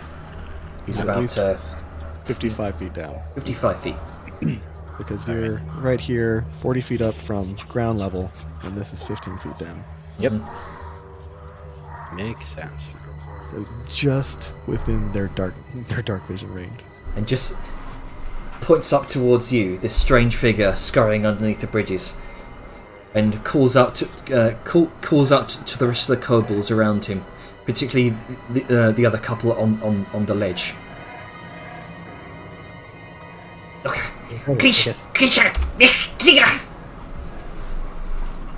I'm gonna flick the earring. They've seen him. Go. So I'm around like here, but I'm like 55 feet up. Yes. You could note that by using the colored dots on the status selector, but by pressing like a number above it. There's a sudden flurry of activity around the village as all the kobolds seem to hear this. Time for initiative. Time for initiative, indeed. Initiative. Make sure you have Remember me, to uh, select your token. Yeah, 1 second. Goofed. I misselected the color that was bound to. Yeah, apparently red is bound to far step. Yeah. I was Yeah, whoops. testing the number thing because it wasn't working for me before. But it's working now, but I accidentally fast stepped myself. Weird. Right, let me just restart that API and then we can begin. Villain suddenly teleports. When did he learn to do that? It's apparently part of that cursed heritage that is going away. Power of the sun. Go ahead and roll initiative, please. Well, I Right, then. Blight. God damn it. Stop moving the shit around. I should actually have the advantage on Select my initiative because of an item I have. Heck yeah. 18. Okay, so I just need to roll again. yeah, just roll again. Pardon me. Say Yes, I'm stuck with a 9. exactly the same roll. That's Double impressive. nines. Let's go.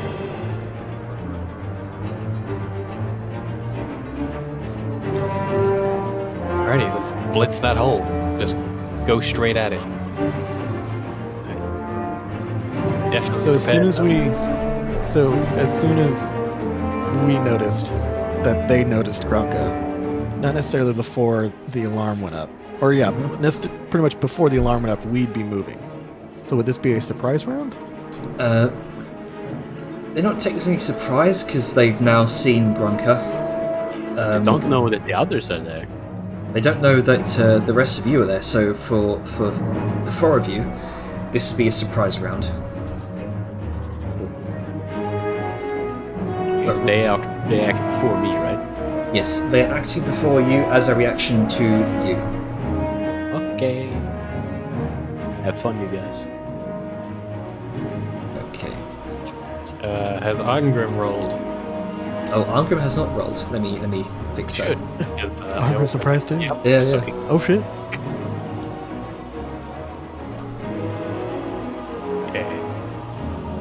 Still before the kobolds. Wonderful. Okay. So, Grunker, you are going first. No, the other guys are going first. Then Wait. it's me. Because We get the surprise round. He doesn't because they've seen him. yeah, they know where I am, but they don't know where everybody else is. So Yeah, they yeah. get surprise rounds, and I'm just hanging here waiting till it's the actual turn order. Oh, you are in the turn order now. Well, yeah, But just skip his turn is what he said. Oh, right. yeah. Because Yeah, of the surprise round, you can just do what's normal. All right, Yeah, and Vellum. then when Okay, so this barricade, does it take much to get through / around / over it? You can make an attack roll. Sure. Also, we do dash, but and just beat that shit down. Okay. I am with shield, so I can't do two-handed. 26. Well, Yeah, that'll be enough. You slash about a good 5 foot opening in this wall here, cutting down the wood, the vines binding it together. Ready? Could I drop down onto this mushroom? Because this is like a drop. Sure, you can. Because that's if it's like 30 foot tall like this is, that's a big drop. Yeah, it's a 30-foot drop. This mushroom looks squish. All right, you can make an acrobatics check. Oh well, let's see how this goes. 16. That's pretty good. You do indeed land on the mushroom, which does soften your fall. You only take let's see, 2, 3, so 10. So it's a d6 per 10 feet of movement fall. Yeah. Yeah, it's not like I could slide down it because it's a sheer drop. But mushrooms. Okay. So that mushroom looks like it's part of this, because there's Yeah, I think this is the first. this like- grass, so it'd be 15 feet. Oh yeah, Oh, maybe yes. it's 50 down. Yes, yeah, 'cause okay, it's so- not this way. I'll, Yeah, because this is 30. yeah. So you only take about a d6. You take 1 point of bludgeoning Single damage, point of damage. and you fall. Okay. You fall prone, but it does certainly soften any damage you might have taken. That only took a single point out of Arngrim's biscuit buffer. Mhm. Okay, so how much movement would that have cost me? Yeah. I think half. I took like a 5-foot step out to the ledge and then I went down. Yeah, falling doesn't cost movement, but you fell prone because you took damage. Okay. I don't know what the I've used acrobatics check was for, but But I usually do acrobatics checks just to soften any falling damage you take. Okay, so I've spent 5. I need to spend half to get up from being prone. So I do so. I don't know how you half 25, but how do you half 25? Just so I can get an accurate round measure. down. man, Okay, so Actually, it's half. It's not. It's half your total movement, not half. what half you have total left. movement? Okay, so I'd take 15 for that. So 15. That would be 10 left to spend. And it's another 15 foot down. I don't see any boingy mushrooms, so I'm gonna have to just suck it up. Down I go. All right. So you want another acrobatics? Just one more acrobatics check. Hey. All right. See, I'm good at dexterity. You take one point of bludgeoning damage. Hooray for biscuit buffer, and I'm prone, so I can't really spend another half to get up. I don't Yep. think. I have 5 foot of movement, so you can wiggle a bit. I can wiggle in a direction. You are correct. No, actually, no. Crawling takes half your movement. Like it's double movement to crawl. So kind of just stuck here. You can wiggle in place. I can wiggle with my shield up. But Wiggle, yeah, wiggle. I have a bonus action thing, and I'm kind of. No, you know what? This shouldn't reach Grunker. I'm going to use bonus action to increase the range of my light Okay. because they are lurky, dark kobolds, and I bring sunlight. Does this count as sunlight? It does count as sunlight, as per the description of the sunblade. All right. It is daylight by definition, which is why it's so much trouble for Grunka. You can see some of the kobolds just at the sight of this, just being suddenly blinded out of nowhere by this bright radius of Yeah, pure yeah. daylight. this bright beacon of sunlight that's just suddenly burst into the compound here. I've done this very gracefully. I've boinged off a mushroom, flopped on the ground, and just Yeah. shoved my sword in the air and just went whee! Okay, so that was bonus move, and I did an attack action to get barricade, so that will be... Okay. I don't have a button. Can you hit me? There we go. Yeah, Right, let's go. Track is working. It's not displaying our turns. 1 second, I'll Alright, reset the API. Go ahead. Liska's going to, since it's only like 4 or 5 feet tall, can Liska just kind of get over it? You can step over it. Yeah, this would be difficult terrain though. Okay, so 10. And then Liska is just going to. Let's see, how does that work with how tall she is? So Liska climbs over, hangs off, and then falls 5 feet to the mushroom. Okay. Do a tumble roll. Boing.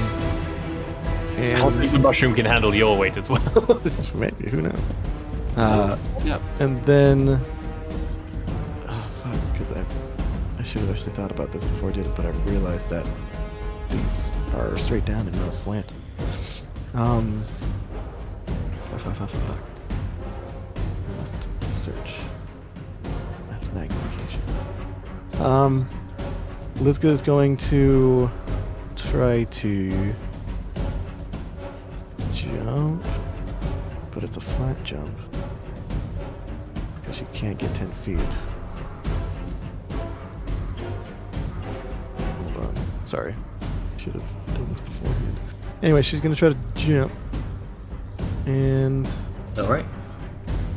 let's see if I can find this shit.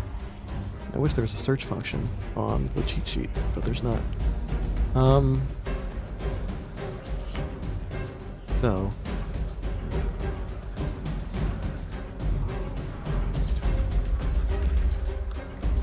What are you trying to search for? just how much she can jump from a flat jump from a non-moving.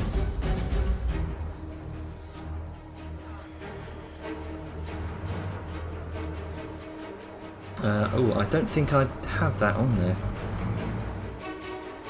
I know we talked about this, like... Yes. Here we go, long jump. months Okay. ago. So I'm looking at the player side, the PHP.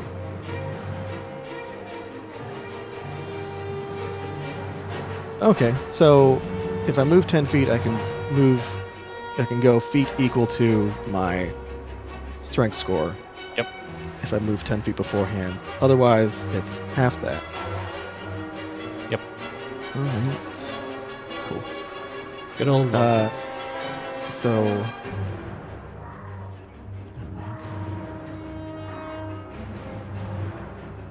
Okay. It's kind of annoying, but yeah. I guess she's going to do a standing jump. And she can only, because her strength score is only 18, she can only move 5 feet because you have to round down. Mm-hmm. But moving out of difficult terrain doesn't cost you. So she's going to move here. There you go. And then dash. Okay, yeah, that's... So dash is another... feet. You know what? She's going to come up here. Actually, fuck, what do I want to do? Yeah, she's going to dash, come up here, and then she's just going to be like, "What's up, motherfucker?" And she's going to shield bash this guy.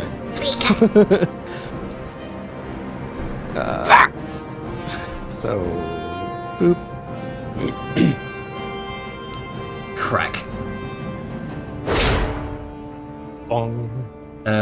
Yeah, okay.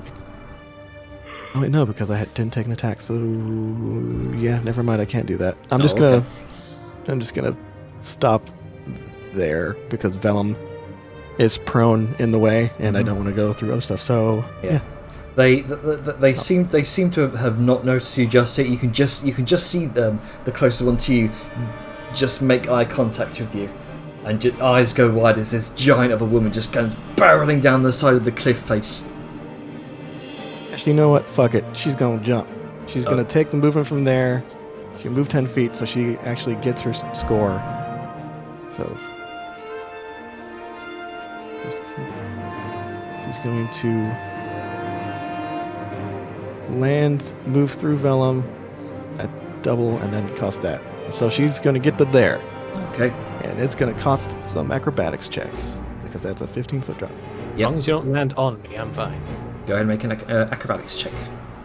There's a time and a place for that. You take no falling damage. Good job. Vellum, you take 2d... you take Liska damage. 1,000 damage. 2d10 hoof damage. It's like that one screenshot with SpongeBob as if he's just been sat on. God. Yeah, Squidward, yeah. Anyway, is that your turn? Buddies. Yes. Alright. Time for Arngrim to follow in the boingy footsteps. Oh, Look out below. What's turn is it? You hear from beneath your feet, from within the hole, the rumbling of some great creature, as if it's been disturbed. Shit. Oh, I don't like the sound of that. Arngrim As a free action to talk, this could be like, you might want to take your antitoxins now. We have antitoxins. Arngrim's is going to whack this great wall, this great wooden spiked wall with his hammer. I mean, Can I you already go through the one that Vellum did? Yeah. Oh right, yeah. Vellum's already done his. So he gets to save his action for either dashing or Yes. fucking some shit up. Arngrim is going to make way for me. He's I know going you to said you were fine with piloting Arngrim, but given you have to orchestrate many kobolds, a lizard, and apparently a dragon, you want to like palm it off to somebody else? I think he said he trusted me with it, so I'm not gonna fail that trust. Well, that's fine. Just don't want to overburden you as DM.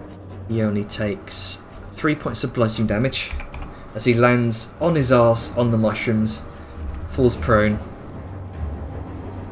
Ooh, has he got concentration up? You put guidance on earlier, I think. Oh right, yeah. But that's already been used, so that shouldn't be applicable. Yes.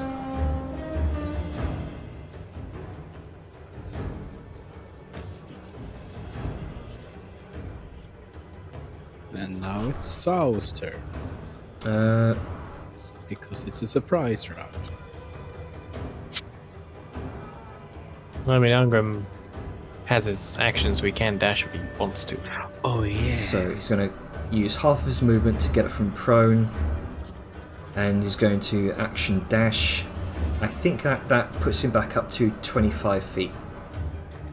So he's 20. So yeah, 25. But again, falling. So falling doesn't cost movement, but it's a 5-foot step off the cliff. Right. Which is also difficult terrain. Yeah. Which, well, again, falling, but Yeah, but it's 10 feet, isn't it? let's see. So fall down. Actually, you know, he's just gonna. I think he has like 30 or 35, but Yeah. still. So It's just like fall onto Sable and then roll into this place. yeah. He doesn't have to jump on me. He can gonna- just go. He's It's not like there's a mushroom there, the blanket, the fall. It's just ground. gonna move up next to you, Vellum, and On his ass again, presumably. let's see. Can't see through that big old tree trunk thick root in the way to get a bead on that kobold caster there. So he's just gonna remain there and behind Liska. All right. So Should be Sao next because it's still technically surprise round, and then we go back to the top. It's a surprise round when it comes to the rest of you lot. However, to Grunker, these. Yeah, but Sao hasn't gone yet. Is the point of? Yeah, it's Sao now. Oh, is it? Yeah, Sao now, and then back to actual official order. Yeah, which is me.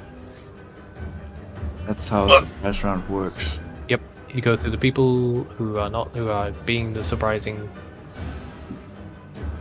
Long story short, Sao now, then it goes back to Grunker and we do initiative.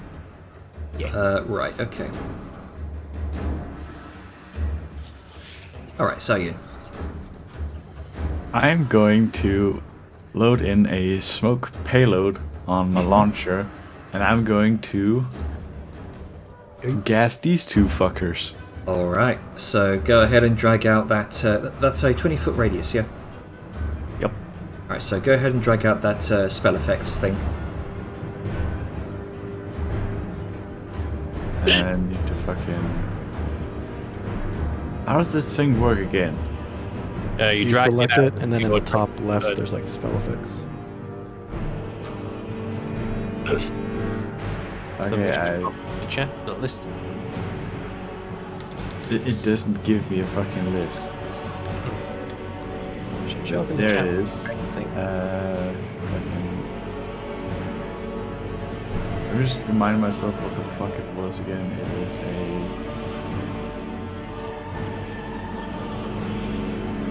radius.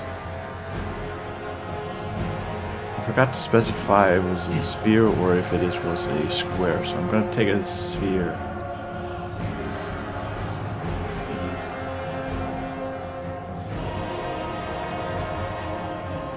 Dude. Alright. Please describe this. This is your first time using this thing. What the rest of the party sees is Sao holding up what looks like a dwarven-made item. However, it has been heavily retooled with a longer set barrel. And what comes out of it is a small runic-marked canister that just thumps down for a hot second before it just diffuses out with a cloud of smoke, obscuring the two kobolds.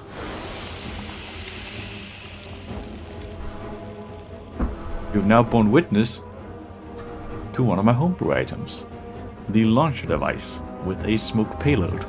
Alright, so this is functionally a smoke cloud? Functionally, more or less. A moderate wind, Fog at least cloud, 10 miles an hour, will disperse it. And it will last for, well, until the wind blows it away. Okay, so this is heavily obscured. Yes. We can't see them, they can't see us. Or step. Herbert is blind. You hear sudden confused shrieking from within the fog cloud. Seemingly, this is bluster of broken language that not even you quite understand, Willem. I love this. Maybe they don't That is my action. Now my move is I'm going to jump over these spikes, and thanks to my little trick beforehand, I had a leg up, so to speak. So, do we make a dex save? You have to remain in the thorns at the end of your turn. Even if I jump over them? You can jump in. You can jump into them. It will be 15-foot drop. You jump over the wall, and you'd land in the thorns.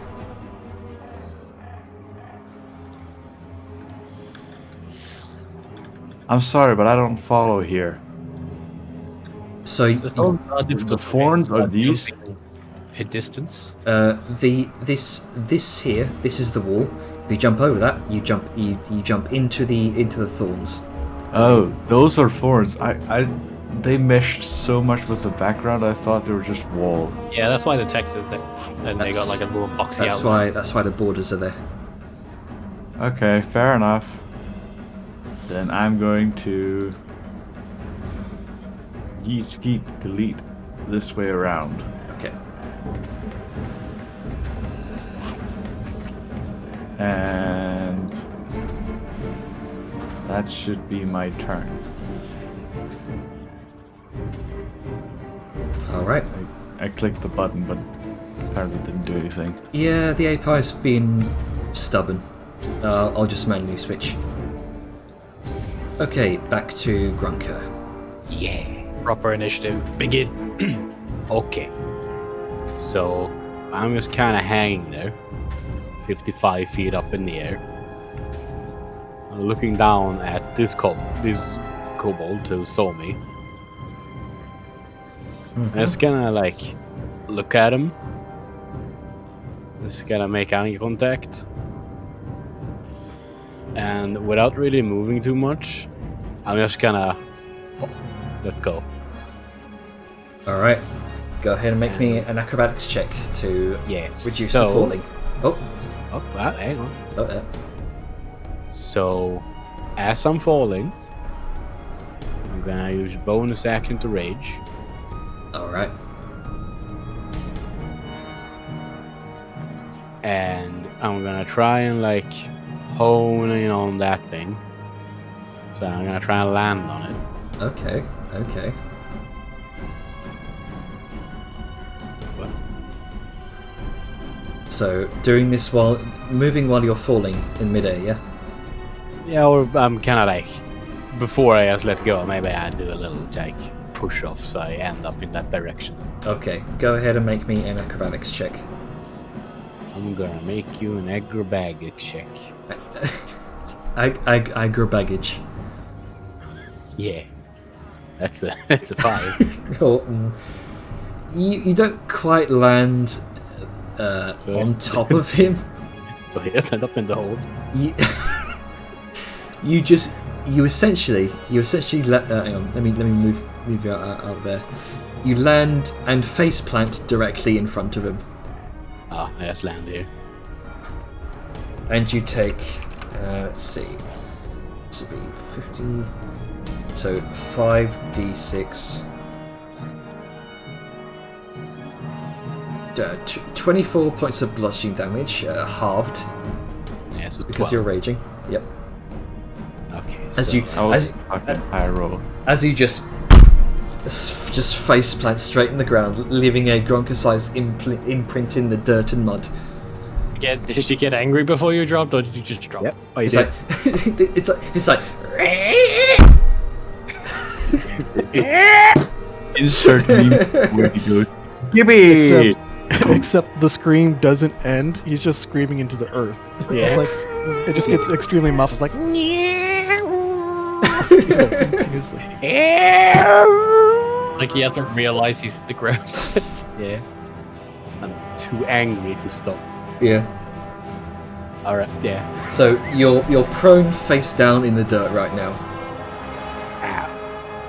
All right. Can I get up? Use half my movement because I didn't actually use any movement during that. Yep. Let's see. So that's half my movement. So that's 20. Okay. I'm gonna look at a scoreboard. Mm-hmm. I'm gonna spit out a mouthful of dirt. Yes. And I'm gonna scare. Oh shit. The one in front of you, yeah? Yeah, the one that saw me. So wisdom saving throw. Yeah. Equal to. This DC is 8 equal to my proficiency bonus and my career. Okay, he fails. No, he is absolutely terrified of this display. This strange goblinoid creature just falling from the heavens, face planting into the dirt, and just growling at him with severe intensity. Just getting up, standing there, just open his mouth, and just dirt just falls out, and he just like. I just picture him standing up and staring at the kobold, mouth full of dirt. Yeah, yes. Yeah. Just it falling out and be. Yeah. Okay, so is that your turn? Let's see. That is my action to do that. Mm-hmm. And I use my bonus action to do that. And I technically have half my movement left. Okay. So I'm gonna wait, hang on. So he's frightened of me right now. Yes. Does that mean that he would have disadvantage on attack of opportunity, right? Yes, I believe he would. Yep. I mean, you know.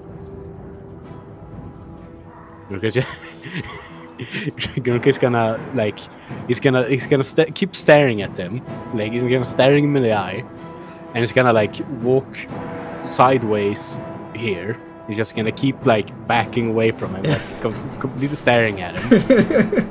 Right, do the attack. Just giving him the evil eye the whole way. Yeah.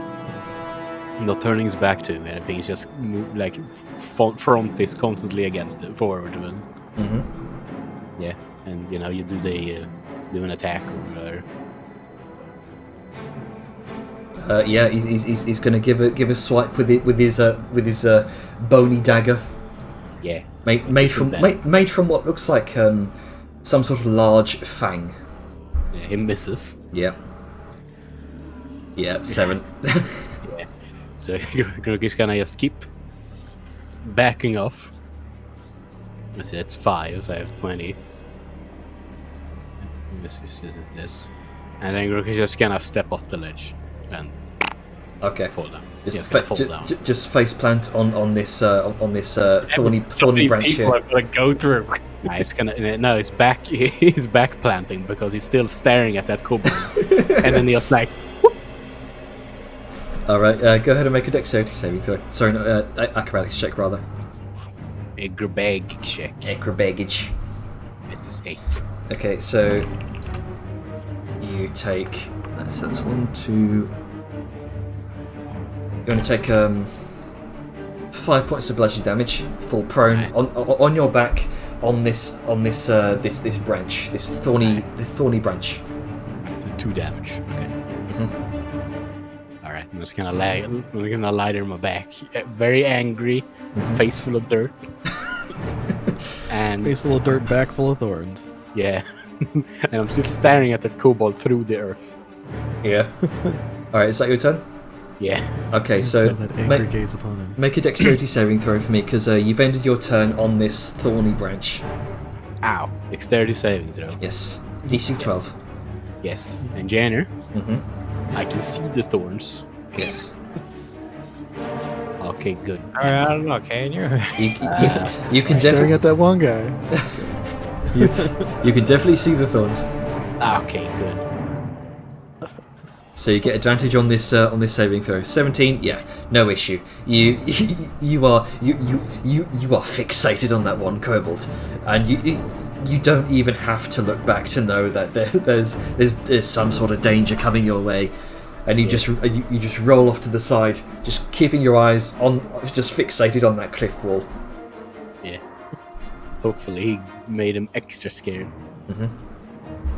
That he's just like, what the fuck is this? What's happening? I want to go home. Wait, I am home. Shit. Ah! All right, next I up, want not to be home. Ellen, what you doing? So just stretching a second. Okay. I can get around people, thankfully. So that's 10. It's 20 for me to get here, right? So I gotta go through Liska. It would count yeah. as difficult terrain, yeah. 20. Okay, so I have 10 left. Oh wait, no, I would have to spend half to get up because prone. Yeah. Okay, so I have 15 to work with. Damn it! Why y'all gotta get in the way?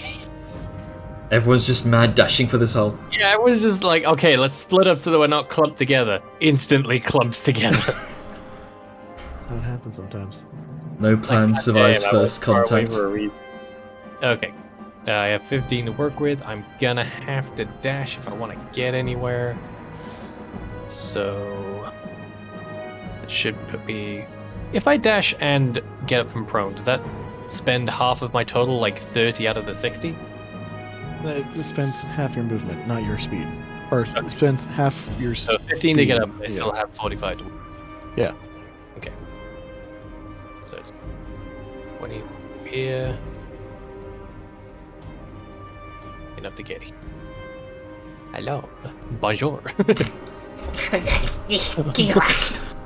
Pull the list go. And I'm Bonjour. gonna use bonus action to make it brighter. That's it. 25-foot range. Poor Grunka. Well, I mean, you know, it's saving me having to deal with ranged attacks from kobolds, if I can be honest. But yeah, that'll be me because I use bonus main and doodad. Lights on. You hear exclamations from nearby kobolds.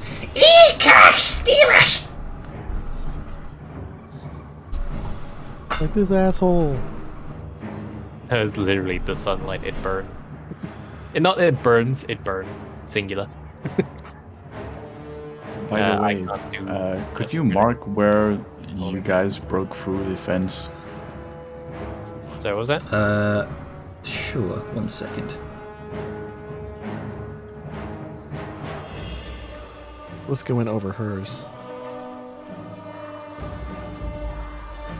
There we go. Okay.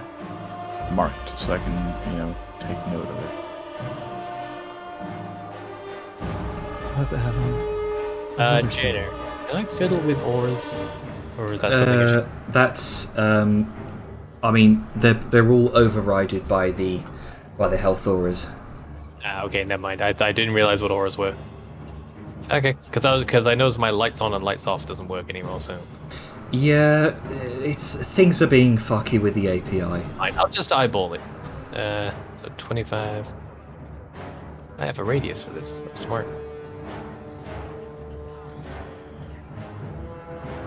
Yeah, sunlight on all those kobolds. Yep. Why not just take the spell thing and make, Yeah. That would be smart. Just something that moves with you. Mm-hmm.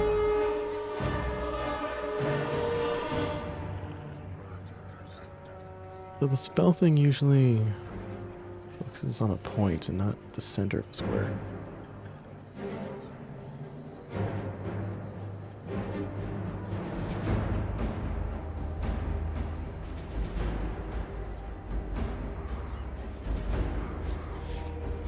So, there you go, Vellum. Is that your turn?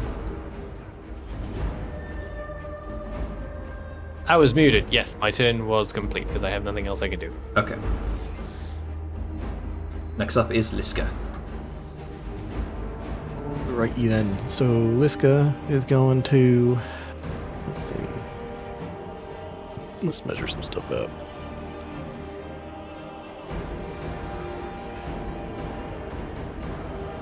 Yeah, this is going to swing here. So what's Into the movement. what's the radius of the light right now? 25 feet. Okay, there we go.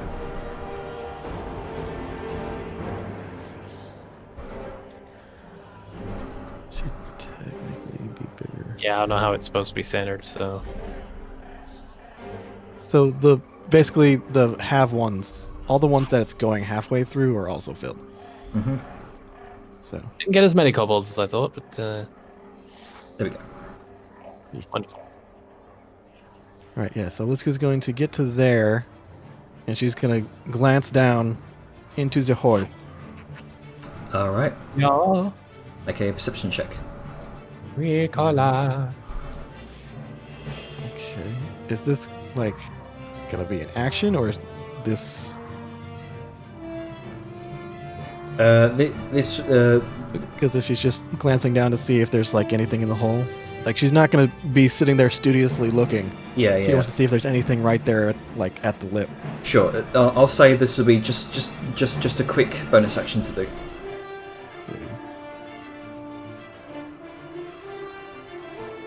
It's just look in, take a glance. Then it's difficult to see. You're not an individual who's renowned for seeing in dark light.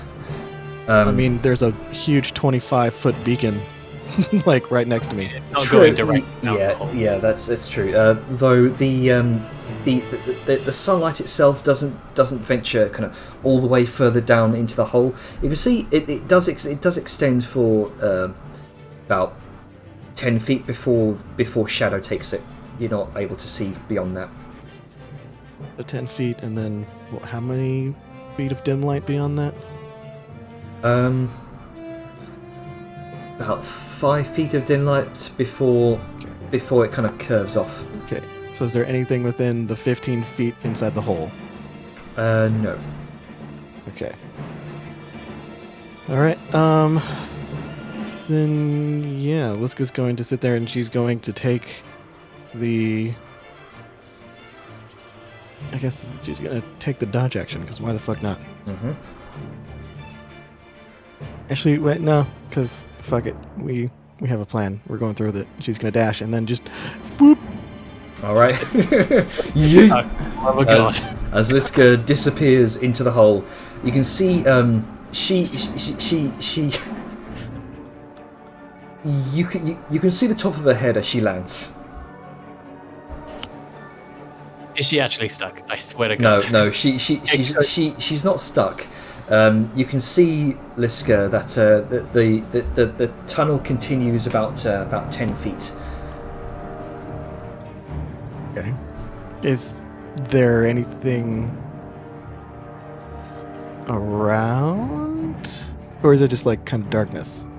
It's does it feel like there's open space? Because right now, Liska technically can't see. Does it feel like there's open space? You Does it sound gather like I fell into an open space, or does it seem like you gather that there is this is some sort of tunnel that might lead to a more open space. That's at some point. This is it kind of dips down, levels off about 15 feet down, and you're right now you're on that cusp where you're having to sort of prevent yourself from sliding further down. Okay. Then with that, so that was 5, 10, jump, fall. Then she's going to move 15 feet towards where the open sounded. Okay. The open area sounded. And so she is technically away from the hole. Yeah. For other people to jump down. Right now, I'll say, let's see, 15 feet. You're about here. Gotcha. As it seems to extend this way. Gotcha. Liska's going to call back out.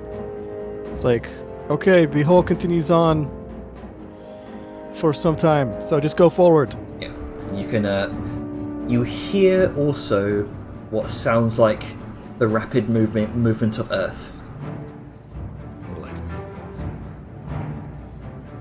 It's very loud and it's very obvious. Cool. There's also lots of Earth. There's so much Earth down here in the Earth. And that's Liska's turn. Okay. Welcome to Earth. Okay, Liska. Alright, I'm coming! Swan dive to the greatest night of your life. He's gonna action dash. and just wait for me, thump into the hole. And Arngrim comes tumbling down.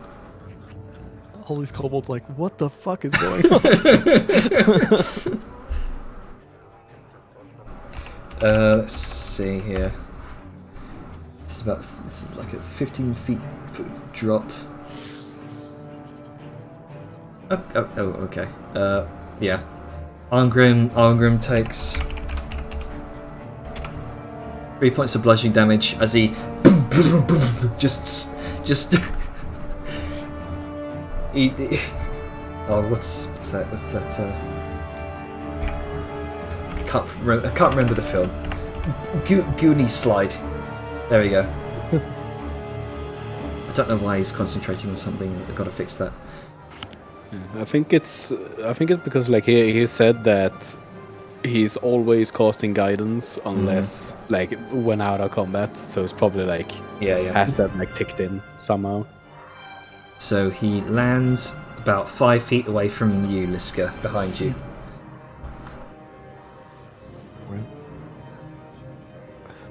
He would have, with this dark vision, full view of what's going on. Okay, the tunnel continues about 10 feet from where you are, Liska. Don't know, I don't like that sound.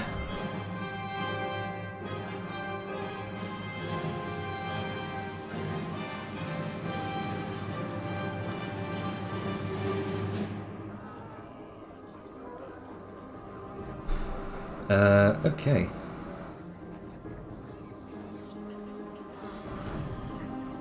Sucks to be him.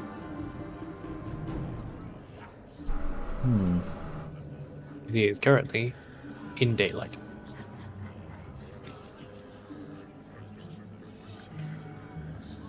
Yeah. That, okay. Right. You hear the rapid movements of more Earth, Liska. That seems to be travelling further away from you. Let's run in. Let's see. Druid. Yeah, it's. I have completely countered it because I don't think it can see us to cast its spells. Let's see, that would be disadvantage on attack rolls as well as wisdom checks at the sight. Okay. I'm sure I could probably still cast. I was just. Yeah. So the kobold druid is going to scurry up away from the light, just suddenly startled by the sudden invasion of these 5 blundering individuals just falling their way down the sides of the cliff, diving into the hole. Doesn't know what the hell's going on. It just wants to get away from it as quick as they can. Because of their ability to climb, they can very easily make their way up here. Provoking from you, Willem. Well, we'll give him the old non-lethal bunkage. 17. Let's see. That would hit. 8 non-lethal bunkage damage. All right. You bludgeon him over the side of the head with the pummel. You hear some sort of crack of flesh and a pain. Yeah. All right. This other one's going to join him up here. Getting bonked. Okay. Let's see. That does not provoke because Liska is underground. Mm-hmm.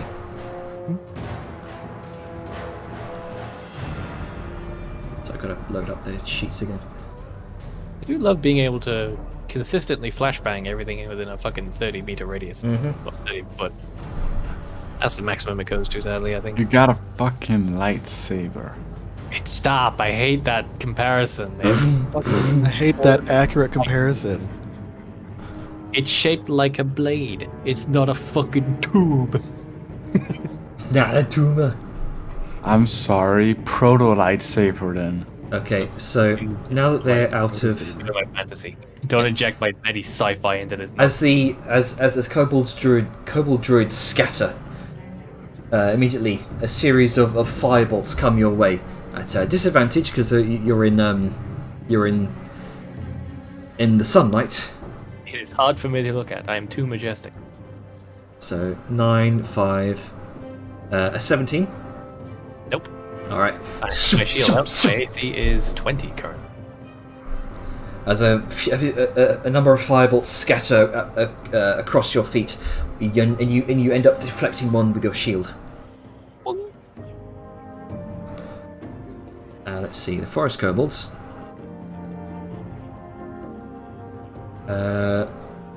They do not like the light. Imagine not. This is turning out to be very useful because as long as the party is within that aura, it's going to be hard for them to actually target. I should make flashbangs. Yeah. They are fun, especially against people with light sensitivity. So now it's the kobold who's scared. Oh wait, no, Really angry. yeah, that one's scared. He can't move further towards you. Nope. So what he's going to do is make his way over here, and he's just booking it. Yeah. I think he's making the face of the thing I just posted in the channel. Yep. You hear coughing and sputtering as a number of these kobolds just try to trying to flee away from this sudden cloud of mist that's engulfed them.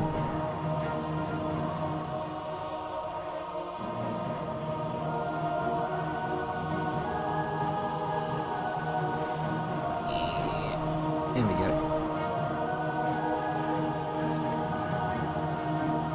Let's see. The first individual they see is Scion, kind of up over the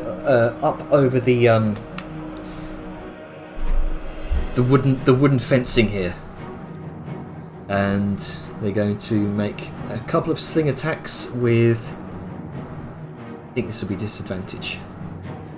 Yeah. This will be disadvantage. Also, remember the height. the pike wall would give me cover. Yeah, a disadvantage, half cover. You're the first individual they see. Nope. Poor kobolds. They are confused. They don't know what's going on. They've just been surprised. One of them is literally crying.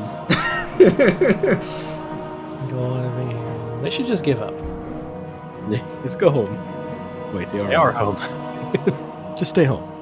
Yeah, Go in your own nuts. We won't come murder you. Number of kobold villagers above you just scatter and flee and yelling in terror. Okay, these two are going to make a couple of sling attacks with disadvantage against you, Vellum. Probably one of my better ideas, honestly. Let's see, that one was a 6. That one was a 10. Hang on. I'll just turn on the toggle there. So a 10 and a 6, both of those miss.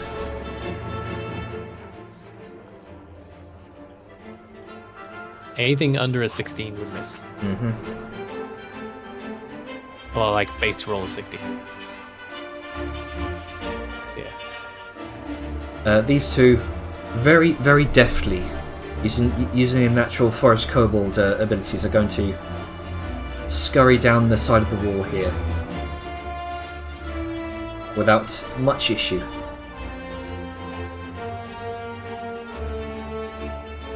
And 2 sling attacks on you, Vellum, with disadvantage. 8, 15. Nope, and nope. These two Going to scurry over the wall.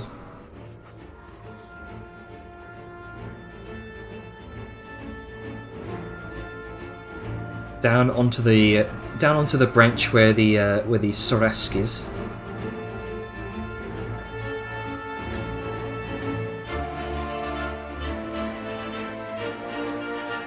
Let's see here.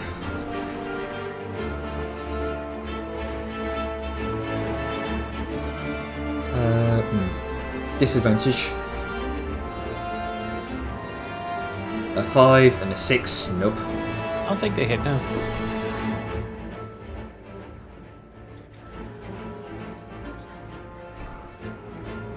These two over by the fire, standing over the edge here. These two, let's see, we're going to use the thorns here to scurry down. 30 movement.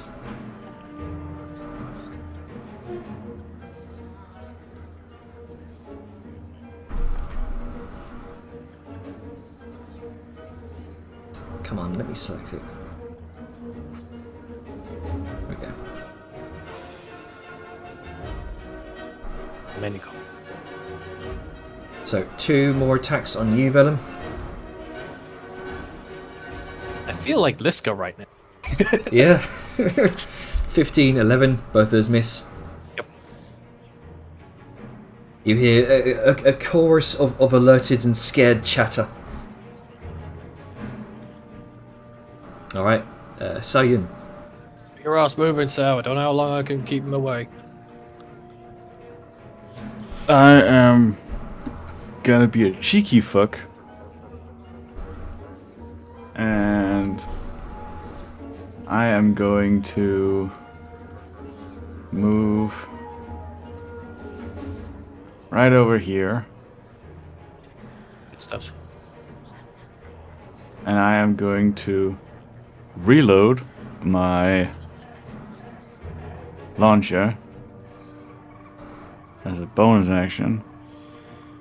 I just realised, while in sunlight, the kobold has disadvantage on attack rolls as well as wisdom checks that rely on sight. So, while in that radius, they would have disadvantage. My bad.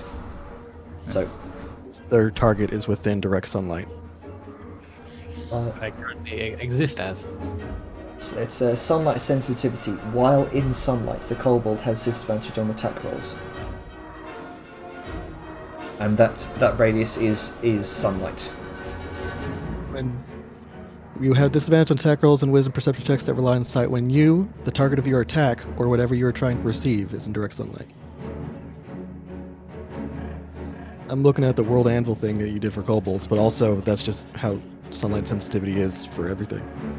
If the target you're trying to attack is in direct sunlight, it also affects disadvantage. Okay, that's strange, isn't it? It doesn't seem to be consistent with like the mob rules. Oh well, we'll rule it with the one you presented. Anyway, as I am reloading my fucking launcher with a new shell, shall we say, I am going to ever so graciously slide. All right, so graceful, and then boing. all right. Go ahead and make an acrobatics check. Wow. Just imagining. Acrobatic. Yeah, you take no damage, and you actually gain an additional 5 feet as the spongy mushroom softens your fall and gives you a bit of spring. Can I continue then sliding down? Sure. This be another acro. Or actually, are you? My plan is to end up down here. Ah, right. Okay. So, sure. So another acrobatic? Yep. 15. Yeah, you take no damage. Zing! And that is all I can do. All right.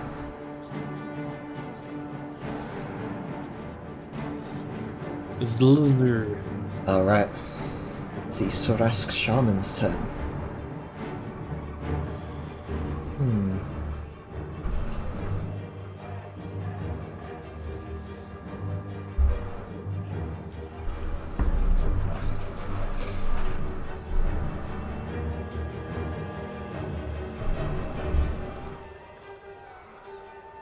Yeah, why not? Oh no.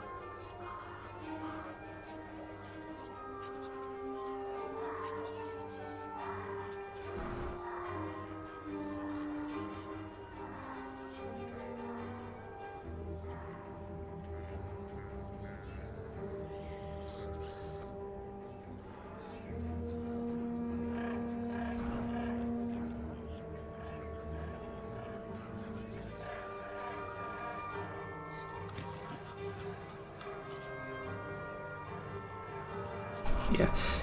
So many auras happening. Yeah. You watch as the Sorask Shaman weaves its hands with the flames that it was weaving when you last saw it, and it brings its thumbs and forefinger in a diamond shape and spreads them wide as you watch. A wall of fire, or rather a ring of fire, surrounds this hole in the center here. And you hear something akin to Willem in clearly draconic speech. You're going no further. No, I think we will. Also in draconic.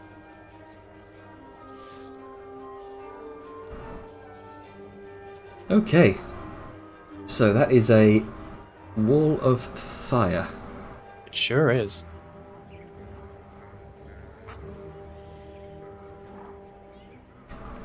Oh, that's 2 GM. Never mind.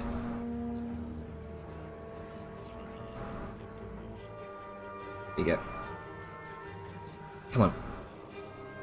Okay. Does Arngrim need to make a save because he's down in the hole? I think he's fine. Yeah, he's fine. Yeah. It's only those of us outside who got to worry about it. But even now, I don't think any of us are actually in the range of it. Well, you are. Yeah, I need you to make a dexterity saving throw, Willem. It was just hard to tell with the radius at play. No, yeah. Wall of fire on one, you choose one side, and 10 feet beyond that point is affected by it. Well, Alright, you take 17 points of fire damage. I would like to do Indomitable, but I'll save it. Okay, so there goes my 10 HP from Arngrim Biscuit. 10, 6, 4, 2, 3, 4. Okay. Oh no. A tingle. And that's going to be its turn.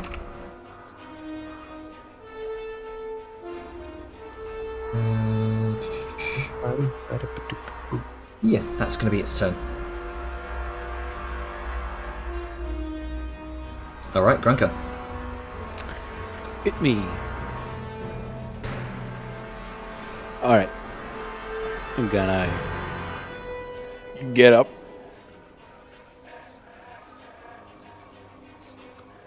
You hear rumbling from behind you. Uh-oh. Oh no, there's fire in the way, Grunko. Whatever will you do? Oh no.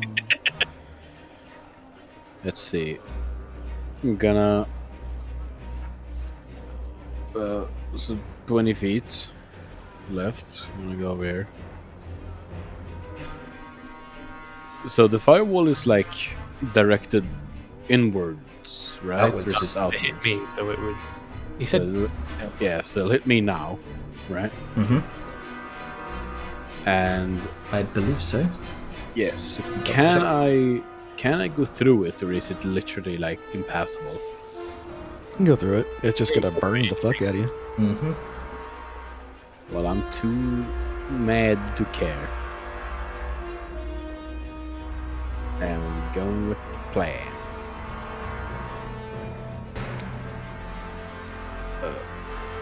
Let's see. Yeah, so how much damage do I take?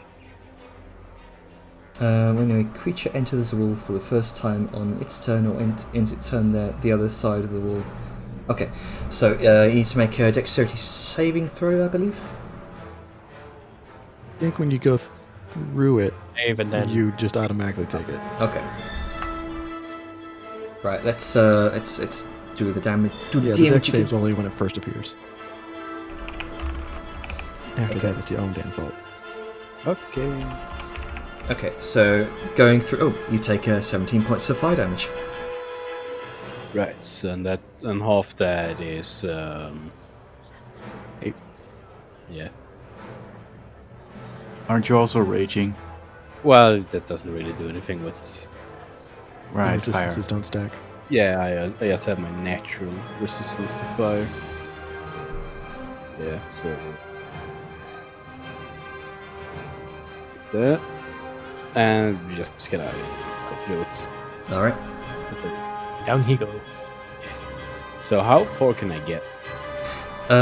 I'll say you can just about get up to Liska's back. She's currently blocking the 10 foot by 10 foot hole here. He's small, right? He can just go through this guy. True. Yeah. So you did drop about 15 feet there. So go ahead and make an acrobatics check. Okay. So wait, hang on. Let me just see here. So now I have 40 feet of movement. So it's like. Is Liska difficult terrain? Does she count as difficult terrain for me? No, you are small, and she is large. Okay. So how far does the tunnel go? Okay, so it goes down for about 15 feet, about 15 feet there, and then it sort of carries on this direction. That direction. Okay. So I'll be like here. Mm-hmm. All right. Well, so dropping about 15 feet. Go ahead and make an acrobatics check. Yeah. Right. Yeah. Acrobatics. That's an 8. Okay, so Yes. you take 2 points of bludgeoning damage, full prone. Let's see. Alright. So that's just gonna get up again. Mm-hmm. So half movement. Yeah, so now I have 15 feet of movement. Yep. Okay. Let's see, end up like here. Okay. And let's see, I'm gonna put in. Grunka, with your enhanced dark vision, you can see what looks like sort of some sort of large opening here, Oh. and you can also see what looks like some sort of fresh tunnel has been excavated. Oh, it's a diggy boy. Much dig. Very well. I just put orange to show that I'm underground. Yeah.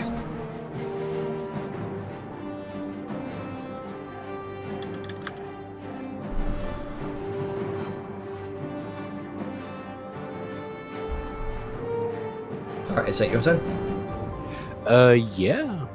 I Alright. think so. So nothing to click, so yeah, I think that's it. Alright, Vellum.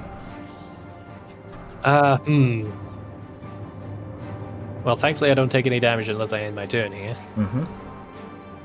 I'm currently in Fuego. I mean, I'm confident Sal can get through this. As hesitant as I am to leave her up here by herself with kobolds, All the kobolds, almost all the kobolds would have turned before her. Mm-hmm. But they are up there, and she's down there, and we're in here, and they up there. and I'm the sheriff. We're one big happy family. Okay, so just to be on the safe side, because because I am a walking deterrent right now. What's the range of the thickness of the wall? Like, how far do I need to go to be out of it? It is about 1 foot thick. I'm confused. Where is the wall? Because if like I'm getting hit by it here, how far do I need to go to get not hit by it? You need to be about 10 feet away from it. So I need to be 15 feet away, or like 10 feet away. Yes. Okay, so 10 feet away, right? Well, that's all right. Each creature that ends its turn within 10 feet of the damaging side takes 5d8 fire damage. 10 feet in range of that side, so I'm still in its range right now. Yes. Okay, I guess I'll step one more. There you go. You're now out of its range. That's a thick wall with 3 Cs. Yep. I'm gonna bonus action increase the light again. Okay. So,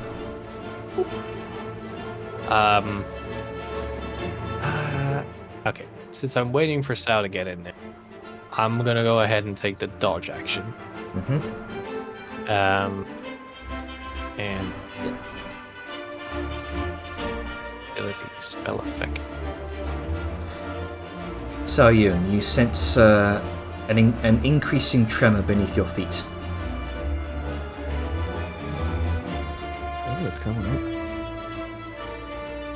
up. Why isn't it working? God damn it. Okay, but basically, I'm taking the dodge action, and I'm gonna put something in Draconic in chat in a second, but let me get the marker for dodge. I think my roll 20 is broke. I'm gonna refresh.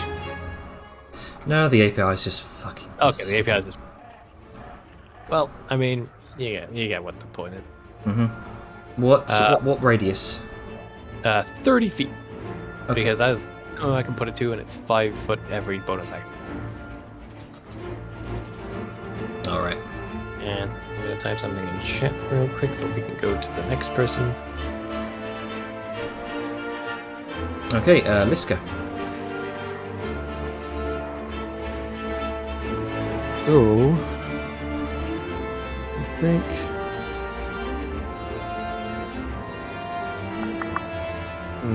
okay. So, with that in mind, because right now she's technically...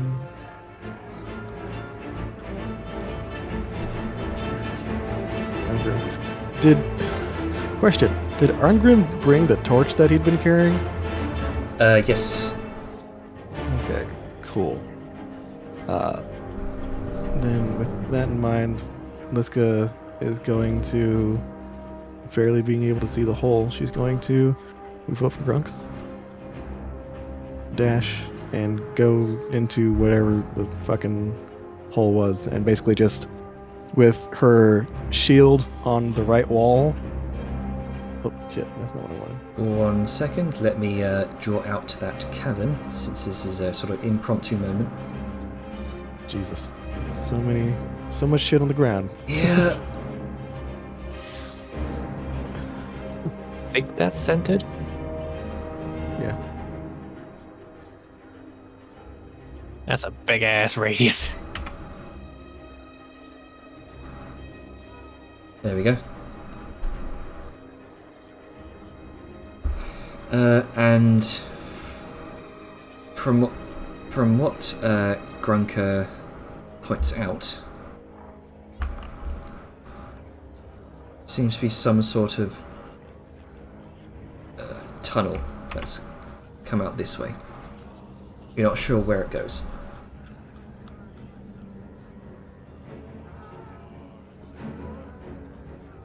Also, Jenner, did my whisper go through? Sometimes the language thing is a bit finicky.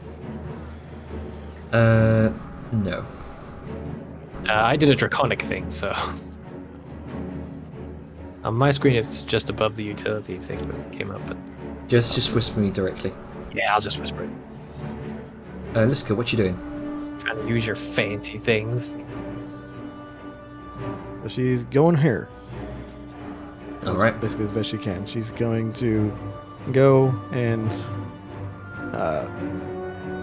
Gronka's Yeah. like saying, be like, okay, it's right here, and she's going to trace the wall with her shield so she knows the path. Yeah. basically. So you trace the wall and eventually get round to this spot. The dirt seems much looser than it was in the previous cavern. You can see from what I can't see little. anything. Yeah. Well, you can't see anything though. You are blind. That's why she's using the shield. Don't worry. Yeah, until Arngrim makes his way up, or until she gets Okay. like light on something. Okay. Is that your Maybe turn? that's what she asked. She'd be like, "Hey Arngrim, cast light on my shield." Actually, she is gonna say that before Okay. at the end of her turn. She'd be like, "Arngrim, I could use some light." All right, I'm coming. Aziz, light. Sorry for the Element reference. You'll have a good one.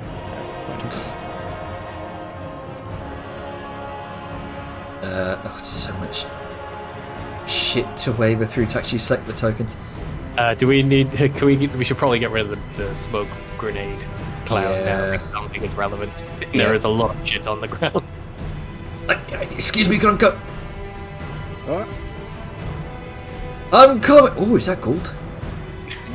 Ooh. Forget the dragon plan. Now's not the time. All right, Arngrim's gonna place a hand on your shield and cast light. Yay. I can full light on while we're still extremely well lit. And as your shield lights up, you look back to thank Arngrim, and you see the glimmer of a few scatterings of metal in the previous cavern. After we're done. For now, we wait. Right, okay.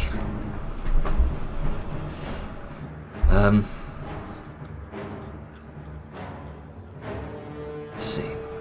Yeah, it's going to be Arngrim's turn. There's not much else he can really do. Kind of stuck behind you right now, Liska. Did an action to do light. Yep, that's going to be his turn.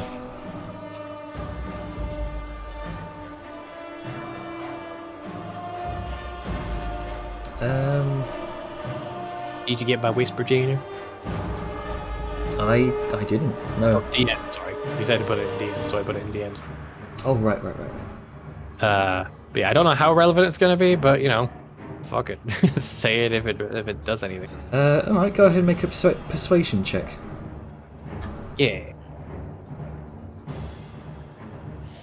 We won. Okay. And that was just told to all the other kobolds in the area, yeah? Basically yelled it out for anyone with Draconic to understand, yes. Alright. I don't know how well it's going to go against Lizardmen, but the kobolds seem very skittish about gigantic beacon of sunlight suddenly. It's, as you say this, there is a tremendous burst of earth and stone and branches and vines as something bursts through the earth behind you. Good. I've attracted the attention of something else.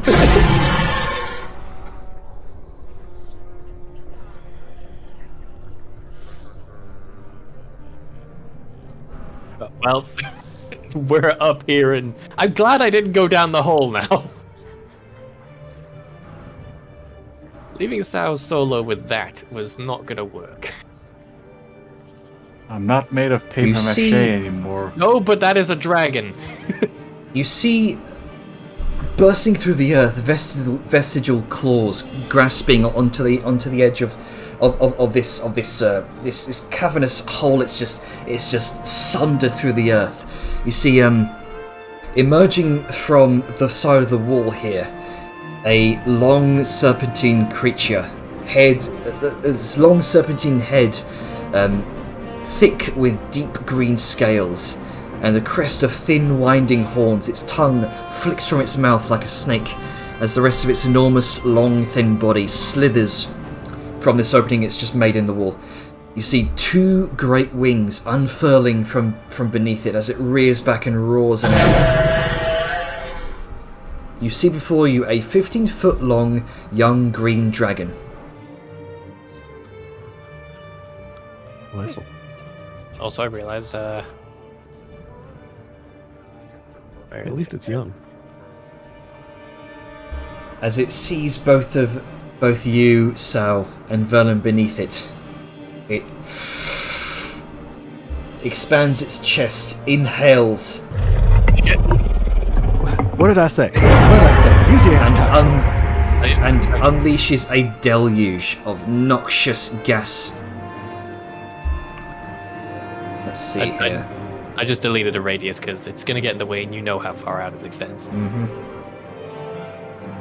And this is why I saved Indomitable. Let's see here. Yeah, there we go. It breathes in.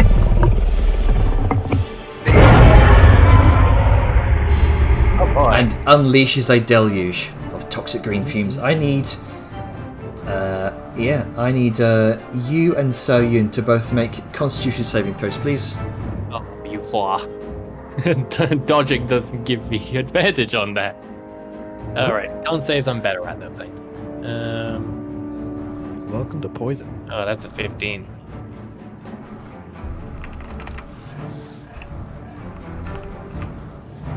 Let me just double check something. Okay. Continue. Okay. Nice looking cone. 15 enough.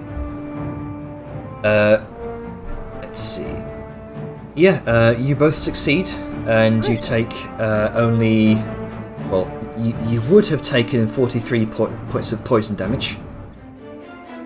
Only take 21 instead. Oh boy. Also, remember to stick on your combat tokens as well. I realized that myself because we've been doing this whole thing without them. Yeah. Oh, shit, Yeah. you're right. I'm triggering Tauschans. All right. Would you care to join me? So I'm gonna trigger it as well. seems like a good time to do it. Yeah. Mm-hmm. Let's see. Using its last, so it took 20 feet of movement to. It's on higher ground, so getting back to it for me is going to be a problem. Let's see. 20 feet of movement. Was burrow to get to there. Get over here, you pansy ass bitch. It's going to unfurl its wings and take off the ground.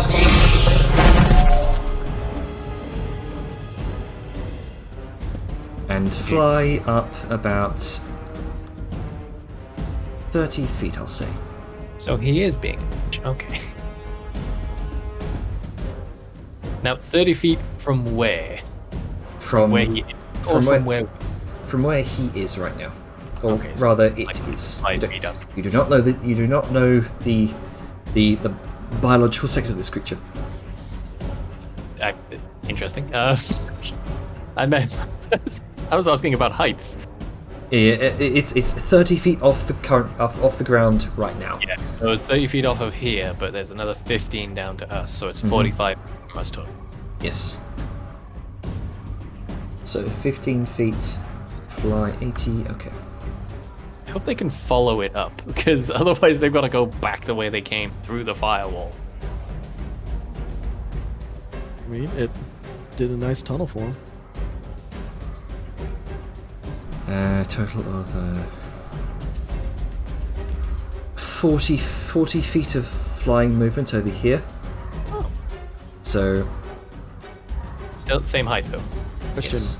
Remember, if you're going between different types of movement, you subtract the prior movement from... right. Okay. It went to come surface, I think. Yeah.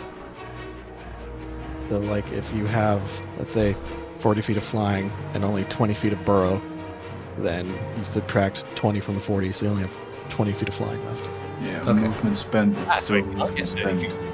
Right. Okay. So only 20 feet of flying left. It's going to move up 20 feet from its standing position then.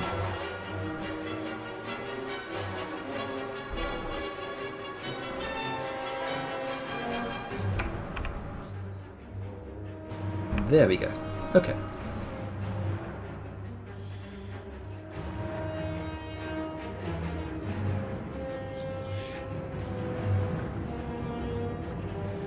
That would be its turn.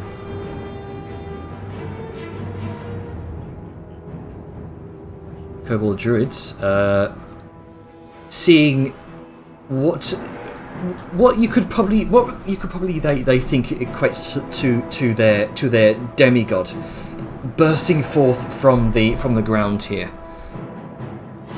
Seems to rally their spirits. And so these two druids are going to look towards you, Vellum, in particular. Sure, I'm glad I'm still dodging. And yeah, why not? 2 bouts of heat metal. Ouch. You're supposed to use that on Liska, not me. You're the one shouting at them in their own tongue. So. Indeed. Yeah, no, I have made myself very much an attention. What really sucks about this is the fact that heat metal is an auto hit. Yep. You take 14, 20, 24 points of fire damage. Also, Janner, I hate to be the one to do this, but what are you targeting? The armor, the breastplate. You're shit out of luck, my dude. Nope, I expected it. Do I even need to make the save? I don't need a ball to make it save, honestly. No, that's only to drop something. Yep. Not like you can drop your armor unless you have cast off armor, in which case... I have the power to become nude at any moment.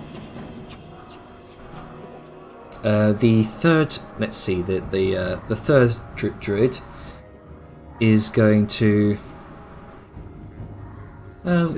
We can make use of this area of effect. Why not? It's not being used anymore. It's a big owl.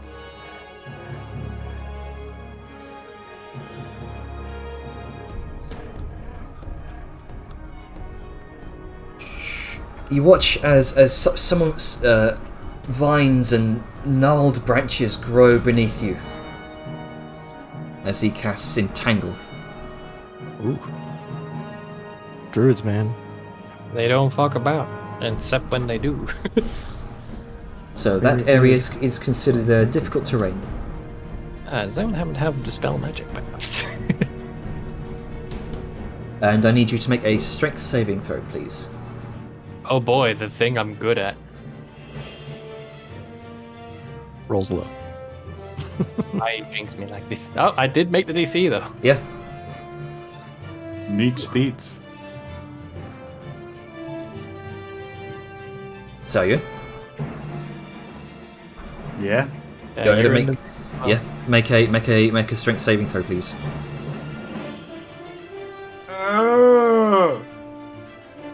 Hey. There you go. With a 0 modifier. Heck yeah. It is considered difficult terrain, but you are not restrained. Okay, let's solo the dragon together. Let's go. I think that was the 3 druids go. That's their turn.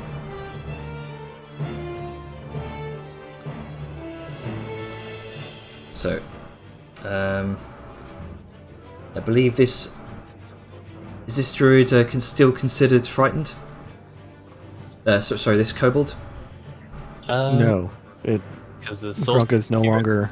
Yeah, no, he's no not longer frightened. inside. Yeah, he's not frightened anymore. Okay. Also, I have to like use an action to maintain the effects, and that's just kind of bad. All right. So these kobolds come to the edge of the cliff here. Sunlight. Yes, okay. Because even with it being a bubble, it would still reach.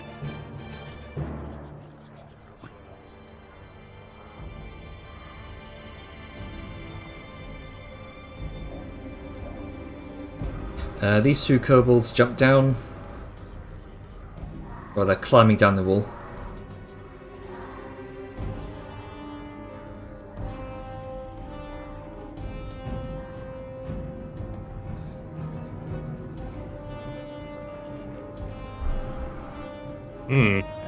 Can we get rid of that fucking fog cloud? Yeah, I don't think it's relevant anymore. I mean, Yeah, nobody's there, and well, I'll just it is remember if they technically move still there. there. There's nobody in it, so Alright, so forest kobolds is 1, 2, 3, 4, 5, 6, 7, 8, 9, 10, all attacking say Vellum with disadvantage. Only the ones in the range of it have disadvantage if I remember the ruling we made. So yeah, I realized I said it in chat, but obviously you didn't see it. Like I realized that you were looking at the monster manual kobolds, and it does specifically say that just when they're in daylight. I was thinking, like, because the PC, like the sunlight sensitivity affecting your target, or you if your target is there, is only for PC races. PC's get a raw end of the stick with that. Yeah. It's because they're PCs. It's not as balanced as other ones. Yeah, it's almost like we can have magic items. Range would take a disadvantage. Everyone else is fair game. Though they get disadvantage anyway because I'm dodging. So Yeah. I wanted to clarify the sunlight situation. Okay, so they still have disadvantage because you're dodging. Let's see. Disadvantage. Shield with me. 10, 16, 5, 19. Oh, they're getting closer. 1, 2, 3, 4, 5, 6. Really glad I dodged. 7, 8, 9. Nope, none of those hit. You are assailed with rocks and small pebbles and Shield up. yeah. Ting ting ting ting ting ting ting. And you're starting to feel a bit like Liska. Yeah, only more injured. Yeah. Because there's a dragon. Alright, that's going to be their turn. Scion. I'm gonna cast Dispel Magic on their heat metal. Alright. I imagine. Okay, so is this like a contested thing, or does it just succeed? Okay, choose one target to any spell of 3rd level or lower. Let's see. So you're casting it at 3rd level. 3rd level or lower. Yeah, it just gets rid of it. You feel your chest plate beginning to brighten with the heat of some sort of spell, but Scion kind of looks over her shoulder and just snaps her fingers as you feel the warmth fade. That could have been very nasty.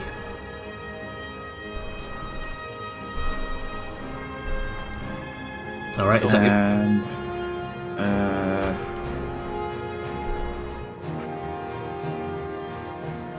the vine right next to me. Mm-hmm. This one. Yes. How much room is there under it? If any. About 4 feet-ish. Might be difficult terrain to get under it. Unlike unlike the tiny kobolds. Can I move under it? Yes. Off speed. Cool. Because that would give me cover from the dragon. Sure. I'll say that'll grant you about half cover there. Yeah. And Do you then want to I say will. that half cover doesn't affect con saves? Mm-hmm. I'm more in favor of the fucking breath attack or something. Yes. I mean, the breath attack is a constitution, and you know that in character. Mm-hmm. Like a billowing I know. as opposed to a burst of fire. Fucking.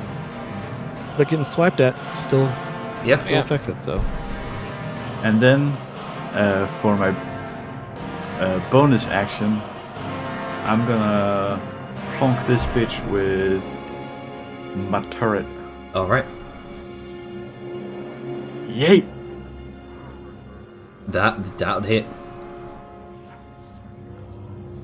Eat Force Bolt. All right. You just hear the death throes of one poor kobold. Oop. And that's my turn. All right. Eugene. So Yeah, that's Shaman's turn. Sure. What's up? When you get a sec, so do your turn and then. All right. So the Soras Shaman is going to drop the wall of fire. That clearly didn't help. Go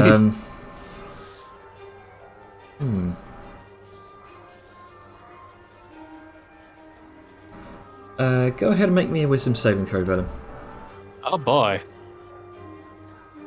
My favorite. God damn it.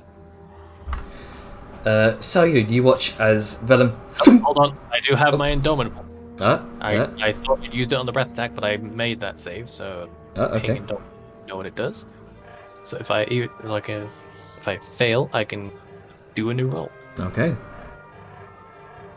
Yeah. 25. Fuck you and your lizard nonsense. You resist the polymorph. Oh, good. That could have been very bad. Polymorph, holy shit.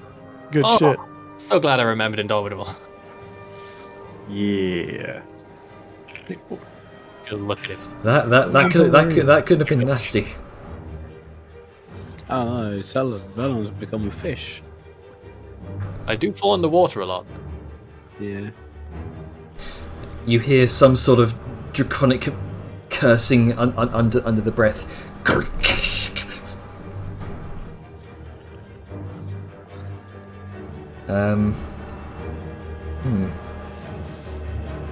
Yeah, that's going to be its turn.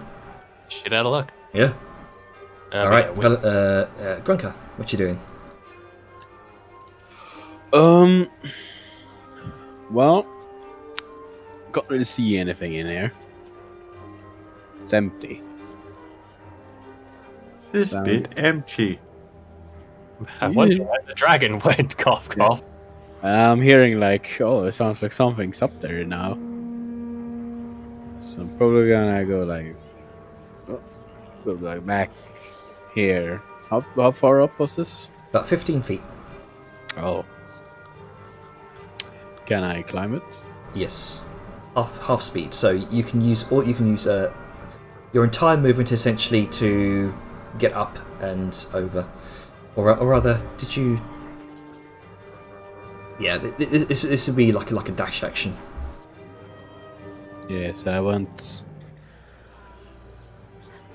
Yes, I went 15. Yeah, something like that. Yeah. Can I see the dragon up here? You very much can now. It is flying 20 feet up in the air. Sorry, about 35 feet from your perspective. Uh-oh.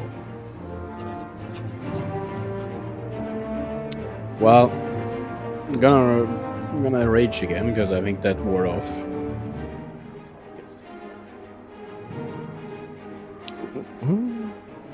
Oh shit, wait, because you took damage.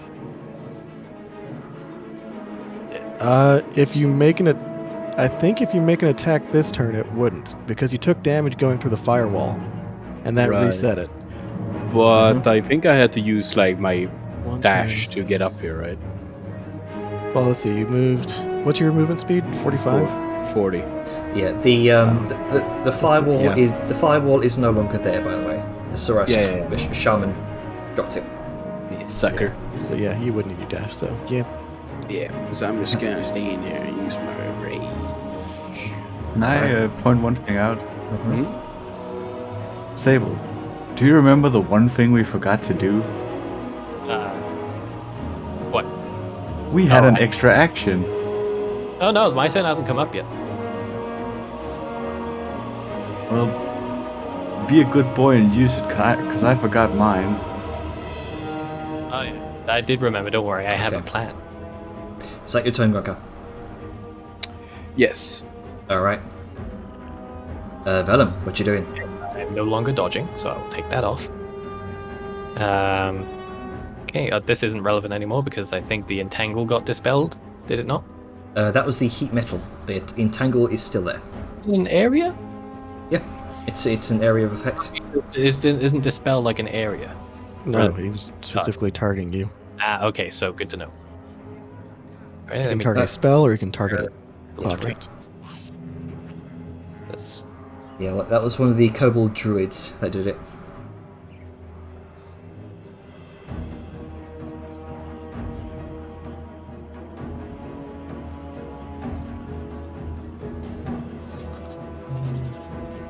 Is it extra movement to get out of difficult terrain, or only when moving through it? Only when moving through it or into it. Okay, so it's 10 there, and then here's that's 15. I have plenty. Wonderful. Yep. Question, Janer. Mm-hmm. Is this very thick, thorny thing raised up at all? Because it looks like it. Yeah. Because if Sal can hide under it, I can go on it. Yes, you can stand on top of it for about 5 feet up. That is perfect, because that puts me in exact range for one of my javelins. So I'm going to hop up on there. That's 10 foot of my movement. I'm using my extra Taoshan action to dash, bear in mind. And I only have one of these boys, so, part of my movement. Okay, so, sorry. I'm getting it all in my head. So I'm going to do the extra action to dash. I'm gonna... what sort of action did we say it would be to pick something up off the floor again? Free action. Okay, so Taoshan action to dash. Move 5 feet, which turns into 10 feet because difficult terrain, onto that thorny thing. Mm-hmm. Temporarily drop my sunblade, which is still on, by the way. Yep. As part of my move, I can use object to pull out javelin. And I'm going to yeet that sumbitch at the dragon, who is in 30-foot range of me. Alright. Thanks to Vine. I am, however, going to Fighting Spirit before I do any of that. Okay. So, advantage on all my attacks this turn and some juicy temp HP because, goddamn, I'm probably gonna... Stop checking how much it is at this level. Cool. I've just reached the threshold where it's 10 temp HP. Nice. Delicious. Alrighty, so this jav will be with advantage. Oh. And Oh. beautiful. So A ray of as the wind blows. I'm not done. Oh. I can use Alsham's blessing on javelins, can I? Or is it Yes. specifically melee? I believe it would be. Does Does it specify melee or just a general attack? one? Weapon attack or melee weapon? That's the thing. I think it's just attack. I'm looking for the item now. Yeah, I think it's just on a critical hit. Oh wait, no, it's in blessings. Of course it is. Yeah. Alsham's favor. When you critically, it is a melee weapon attack. Never mind. Ah. This is technically thrown, even though it is. Yeah. Yeah. Okay. But it's a crit. It's a crit regardless. It's pretty good. Alright, well that's good. Okay, sorry. Getting caught up in my own shenanigans. A little disappointing, but it's only a javelin. So 6 I think plus. that's wrong. Yeah. I'm fucking. Okay, so So I'm sorry when I'm getting all kerfuffled. 2 plus 1, 7 plus 4. I think your crit is a bit wonky. Yeah. Don't we do maxed damage on Yeah. crit? It's 7. It's 7 plus 1. So 7 plus 4 rather. Okay, I fixed that now for future. So 11 total piercing damage.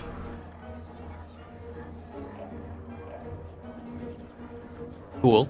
That should hopefully reinforce what I've whispered to you about.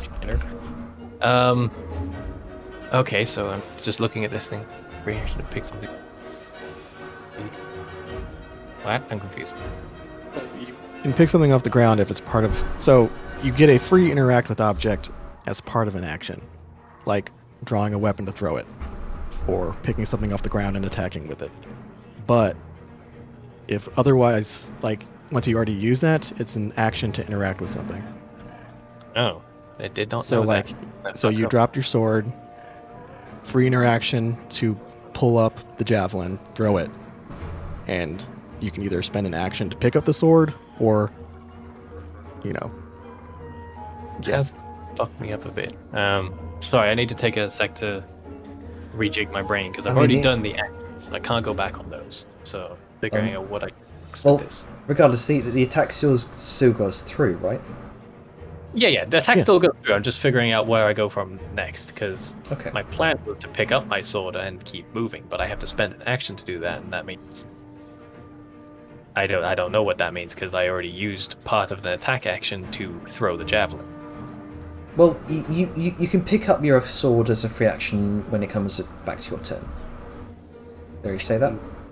That's the thing. It's like, sorry, I used the Tauschans. Okay, we're slowing it down a bit. No, it's my own fault. I thought I knew the rules. Because my plan was to dash over to Lizard Boy, hence why I did the Tauschans to dash. Right. Would you allow a small retcon for me to use that as a use object interaction instead? Because I can just not do the full movement I was going to originally. Sure. Just to speed things along. We're not tied up on this forever. Yeah. Okay, well, I'm going to pick my sword back up with that then. And I spent 10 to get here, so that's 5, 10, 20. And I exist here now. Okay.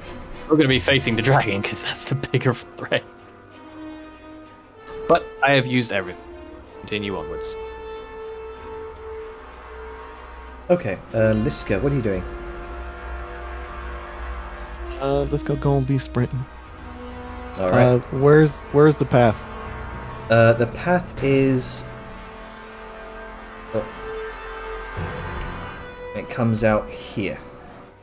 Okay. Alright, yeah, this is gonna be.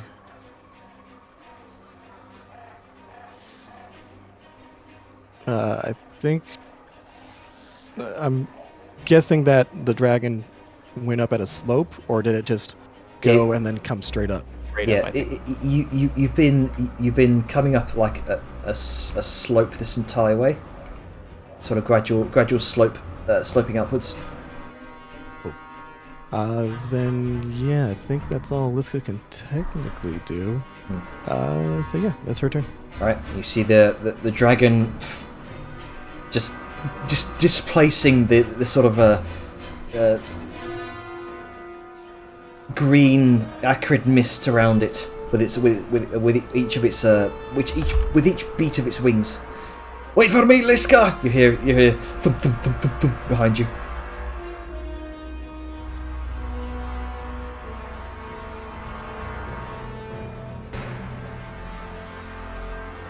Oh, look at that! That's only a wee thing. Toss Arngrim at it next turn. Yeet! And yeah, that was a dash. That's all you can really do.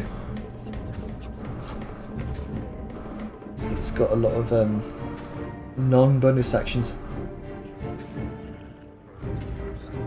Let's see. All right.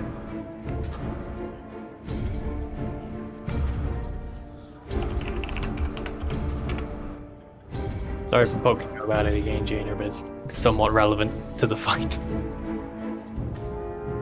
Yes, I did. Okay, good. Strangely enough, the dragon seems to understand you, but nothing. I mean, I did eat a crit javelin into its side. Yeah. I'm hoping that might have reinforced the point.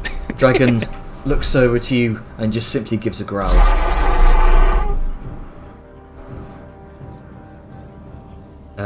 Let's see. And he's going to it's going to pull all of its attention towards you, Vellum, who's just run off after spearing it in the side with the javelin. Pinpoint line of light, just shoop, straight into the side. Let's see here. It's going to attempt to grapple. Oh, here we go again, boys. As it First with this, now with this. As it swoops down upon you. Let's fucking go. Hatchbacks, anyone? Yeah. I mean, it worked well last time. Sort of. So I need to make an opposing roll, right? It's trying to grapple me. Yes. It's not like one of them unique grapples that's part of an attack range. Nope, just a standard grapple. Alrighty. I am surprisingly going to use athletics because I have one more point in that than my acrobatics. Nope, I still had advantage turned on for some reason. Oh, well, wait. It did roll a 7. Sorry, what happened? Sorry, go on. It just narrowly managed to beat you by 1, and you, Well, what I was about to say was, oh, grappling is an attack action, correct? it will be an attack action, yes. Do I technically still benefit from my fighting spirit? Because that gives me advantage on attacks. What you're doing is not an attack. Since I'm defending, it doesn't count as okay. Just Yes, wanted to clarify. yes. That could have saved me. If he was, if you were trying to grapple him, yes, but Different story when you're basically making you're kind of making a save.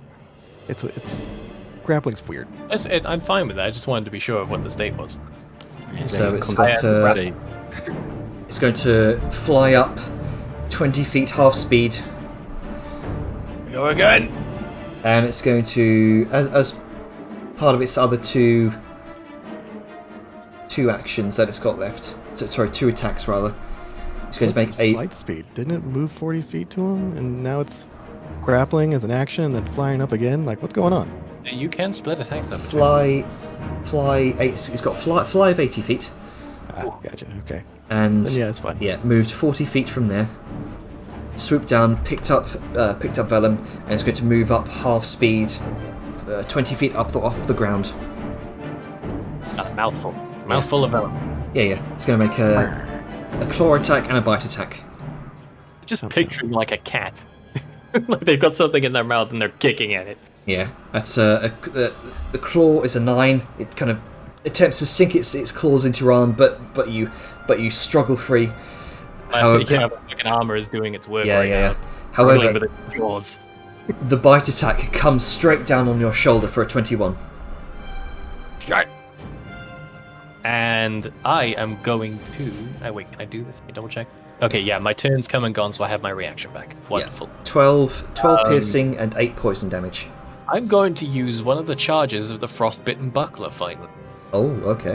When a creature you can see, I think I can see it, hits me with a melee attack, I can expend one of the shield charges as a reaction and deal 2d4 cold damage to the creature. Alright, roll that damage. Same amount of cold damage as 10 HP, so I take the damage. How much damage do I take, sorry? 12 piercing, 8 poison. So 20 damage overall. Alright, so it goes 10, my 10 HP. Sorry, what was the total again? Total of 20. Yes, that would be down to that. Okay, and so 2d6, 2d4, sorry. 2d4 cold damage, and I get 5 temp HP back. Alright. One of it's gone. I should probably put that as a resource on my sheet. You watch as it grapples your shoulder. You wedge the shield just between its lower and upper jaw, up against your shoulder. You do still take damage, and you feel the pulse of poison in your system. However, it shatters some of the teeth, and it shrieks out with a growl. Oh, you're right. Why fuck it, want you?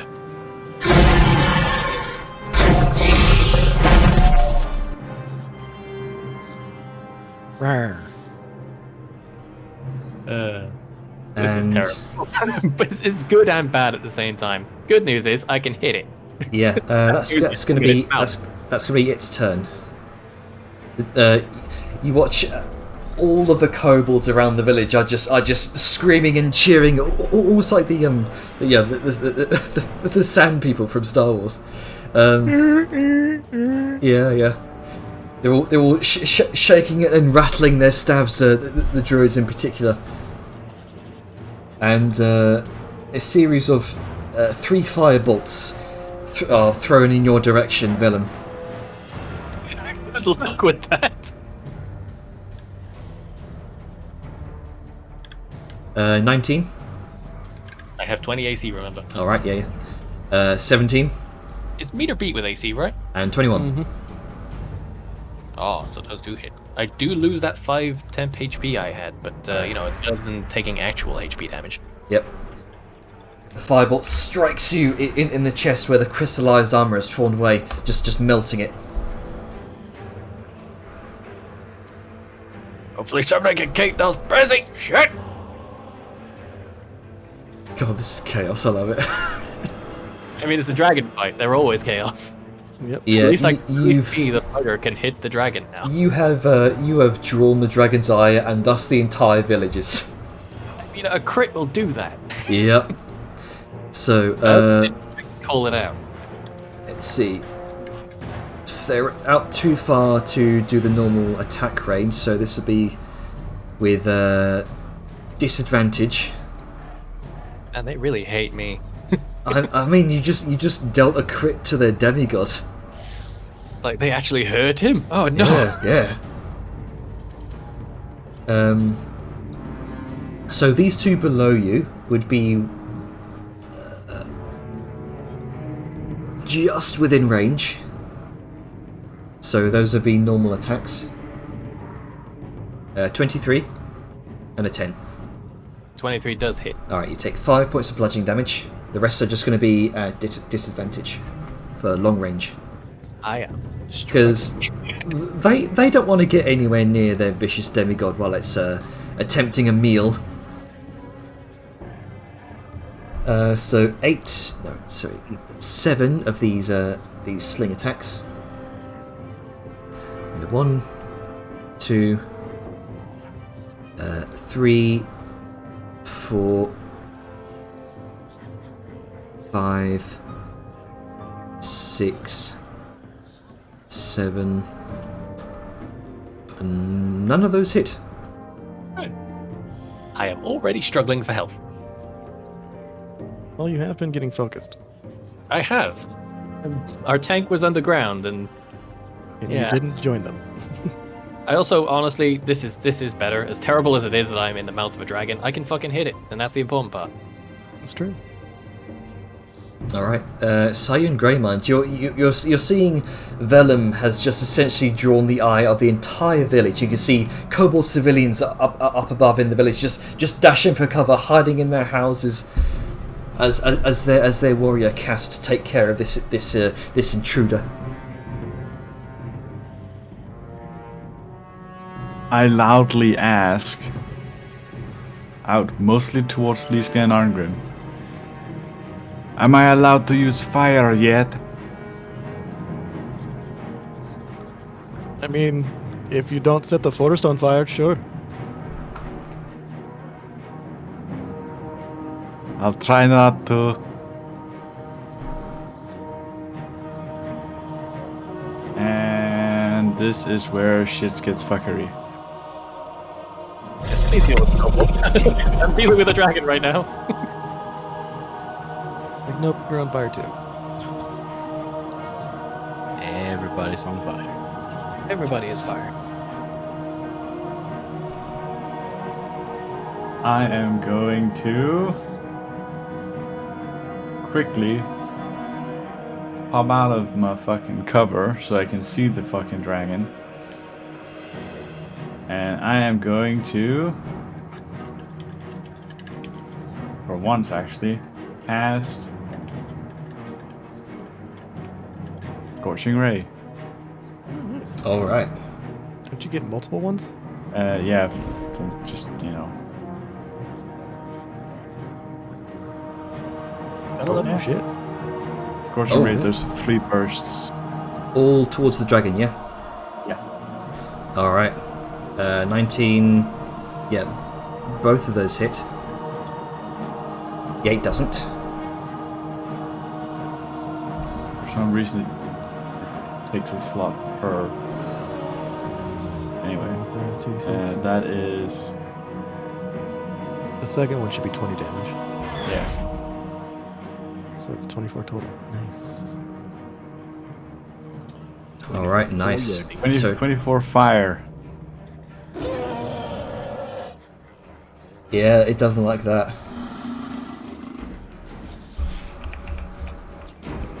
And then I will bonus action to clink off this guy with my ballista. Or turret. Shriek of anger from the young green dragon as it the scorching rays burn into its skin. Go ahead and attack the kobold. 20, yeah, that hits. You thunk into the side of the head of the kobold. It is done. And I'm going to duck back under the vine again. Alright. Because this is still giving me cover against the dragon. Take his attention. Technically true. And that is my turn.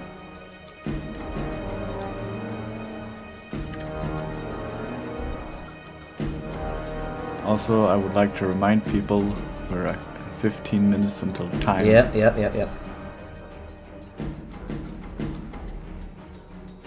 Right, the Surask Shaman. Lizard. Let's see. The polymorph has failed. The Wall of Fire has done nothing. I think his god can handle it, honestly.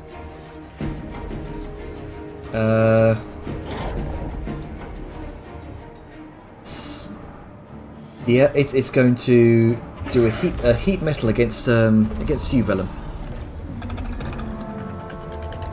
That's very vindictive today, I see. That is hilarious because I'm currently in a dragon's mouth. yeah. Yeah, dragon's also gonna take damage. Yep. Is he smart enough to know that is the question. How smart is a lizard creature?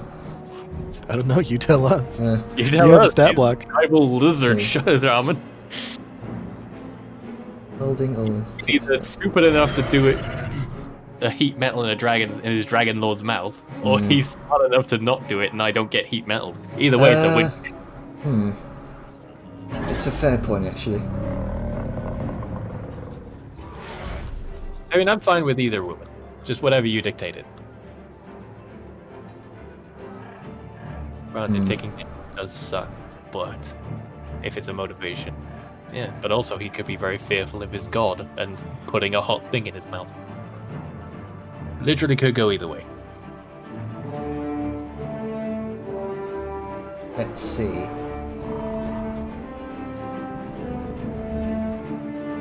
If you want to make it You easy, watch just- as the Surask shaman begins to weave some sort of incantation, and mist begins to form between its claws, and it throws it over towards Scion's direction. This entire area is now heavily obscured as a great fog cloud completely engulfs the area of vines and twisted Great. thorns. Oh, cloud. God, just all the debuffs on the sniper. So this place is now heavily obscured and difficult terrain. Wonderful.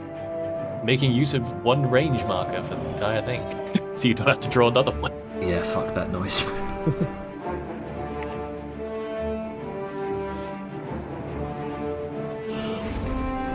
Pass out.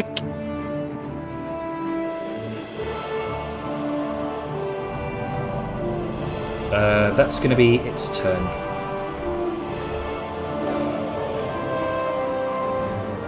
Grunker, what you doing? Can't hit the dragon because it's too far up. Yep. It's 20 feet up, I assume. And what's the range of your axe? 15. It's a disadvantage. But... Yeah, maybe, you know what else might be There's something also a else. lot of kobolds down there causing a ruckus. Yeah, it might be something else I can Like that druid. Yeah. So I'm gonna go. That Tarask dude over there, where the fuck he is. Sorask. Tarask. Like a combination of Saurian and Tarask. I see. He's like up on. He's like up right? That's Yes. where you say is he on the ground? He is up perched on a branch 15 feet up off the ground. I see. What a little bitch.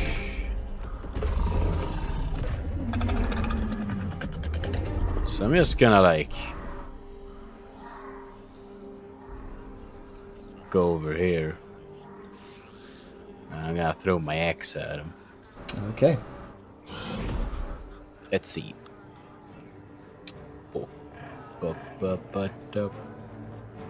That. Am I raging? Yes. A 13. Probably misses. A 13. That would load for me. Yep, 13 would miss. Yeah. That hits though. Yeah, that hits. Alright. It's 9 damage. So I don't reroll once or anything, right? No, that's a fighter thing.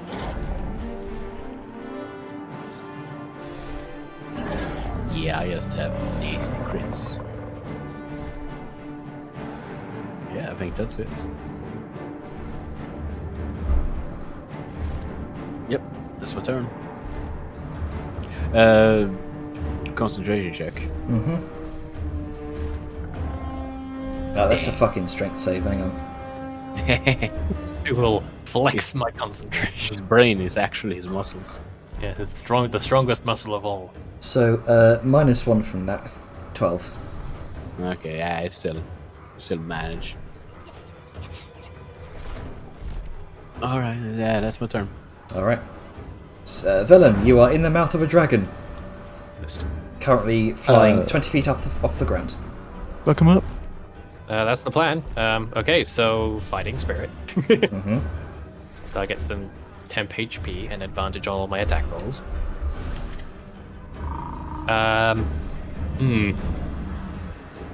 No, I'm not going to get rid of my shield for more damage. That would be way too risky. So sadly, it's not the two-handers. Unless... If I drop my shield, I'm not getting it back. I Okay. mean... Don't tempt me. Very close to actually just staying fucking. I need to survive. Okay, so one-handed. So, Right, okay.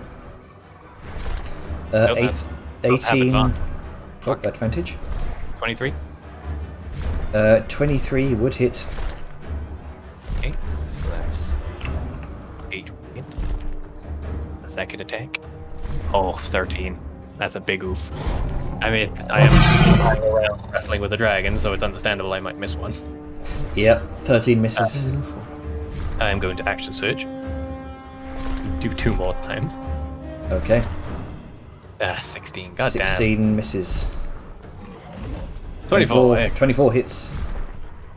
Another. God damn. These damage rolls. Okay, so that was Fighting Spirit. That was my action surge. Alrighty. Is your Sunblade really only like a D8? Well, it's one-handed, so it's a longsword. It's treated as a longsword. I can versatile it with 2 hands, but I would need my second hand, i.e., not having a shield. Honestly, I thought there would be more damage. But regardless, onward. Help! I've already done it, so Is that your turn? that is my turn. Yes. Alright, let's go. Alright, how's this gonna do this? She is going to... Just jump. Let's see.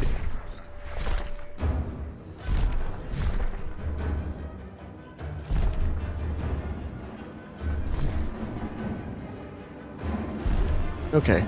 Yeah, it's a calculated risk. Why not? She's going to... She's going to... move forward with purpose. And she's going to... dash to get to... dash jump to get to here. And let's see, yeah, 15 feet. Then she's going to Action Surge. Alright. And she's going, because fucking dragons, she's going to drop her sword, pull out her, where the fuck is it? Pike. Yay. And now that she has reach and she has range in him, she's going Oh to shit. attack him. Alright. Pump it. And Boon. That hits. 22 hits. Okay, and he's marked. And extra attack. So for just give me total damage for that. I think the second one misses. Actually, you know, wait, hold on. She has a threat of fate, so she's gonna re-roll again. Okay. That's why not. She's the only one that apparently uses that thing, so hopefully it hits. It was already too late It to do is. it by the time I realized. Oh wow.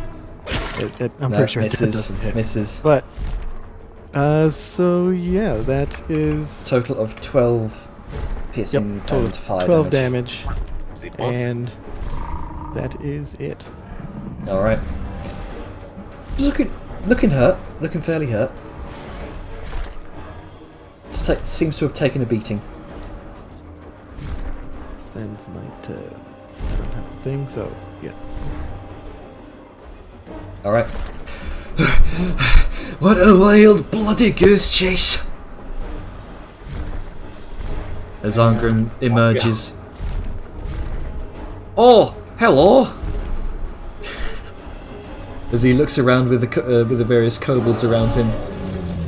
Time for a hammering. This is playing pinata with the dragon, who is wrestling with villain. I love it. Arngrim is going to take care of some of these greenskins. As he turns around with the first kobold with a whack. The 20 that hits. Just decimates the first kobold. Just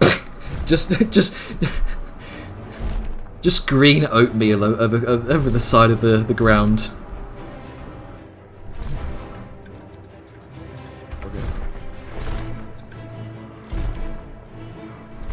Turns over to the.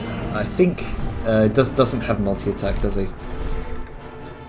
Extra attack? I don't think so. No. I think no. I don't think he has extra attacks.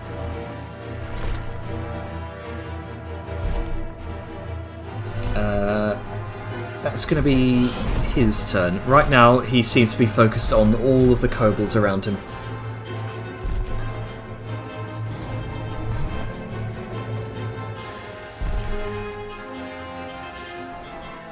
Alright. Nope, doesn't get his breath back. The green dragon is going to fly up an additional 20 feet. Out of your reach, Liska. Yep, there we go. Oh, we Or did. 21. Flying? 9, So 10, it's a total 11. of 13 damage, and he So- does not move. Alright. Actually, hold on. Oh no. Yeah. His speed becomes 0. And he and plummets. he doesn't have hover, does he? No, he doesn't. He plummets. Yeah. Oh shit! Study vellum. Flashbacks, anyone? Yes. Look again. If it ain't broke, don't. And he rolls max damage on the falling damage. I don't take full damage, do I? Because technically, I mean, you kind of do. Ah, that's fine. So, Alright, what do they got? 2d6 for you.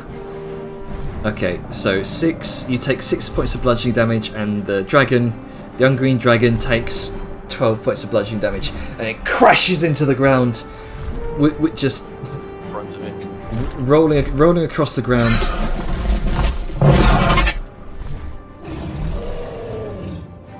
Yeah. Fuck it. and you just rolling across the weeds and the long tall grass here. If it let me go, then victory.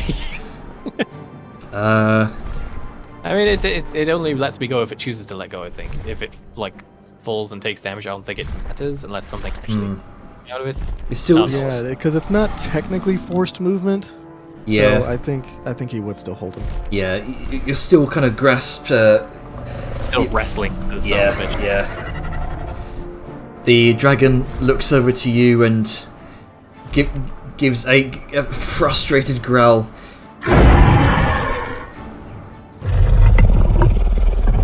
Bonjour. Bonjour. Venom says from beneath the beast. Like I'm like my shield is pushing up at the top Yeah, of its yeah. mouth. It's While like- my boot is trying not to have it bottom jaw chomp me. It's like bonjour.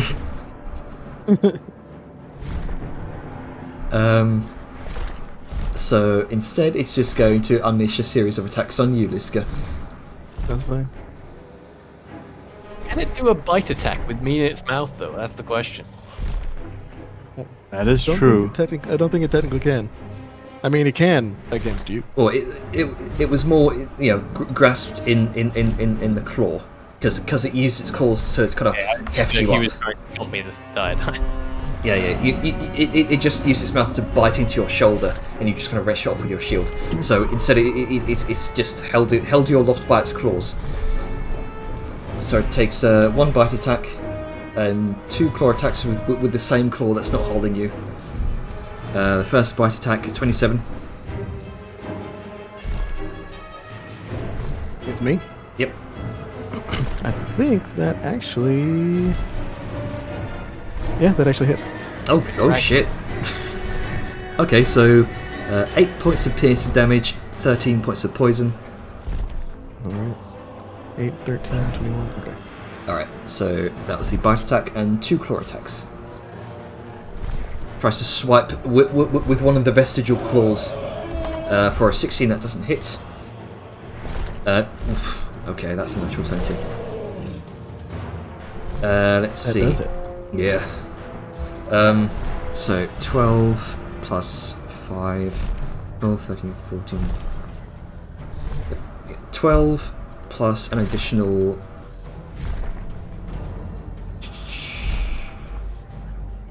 Hang on, that's What are the dice? Yeah. 2d6 plus 5. Okay. So 12, so 17 plus whatever it rolled. Yeah. So 12 plus 14, so 9, so 5, 14, 13, so 9. So 12 plus 9 plus 5. 12 plus 9 plus Okay. 5. There we go. 26. Okay. Okay, so 26 points of slashing damage across your armor. That nice brand spanking newly polished mithril armor. It happens. Oh look, your At least I armor is got him on the actually ground. getting a dent. Yeah, Yeah, man. and you feel I've always been susceptible to nat 20s. you feel a warmth in your chest as you begin bleeding. I got time to bleed. No time to bleed. You already made the breath roll. Yep, that'll be its turn because it fell prone. It's gonna use half its movement to get up. It can't. It's movement 0 right now. Oh yes, it is. So it doesn't move. Kobold druid. Okay then.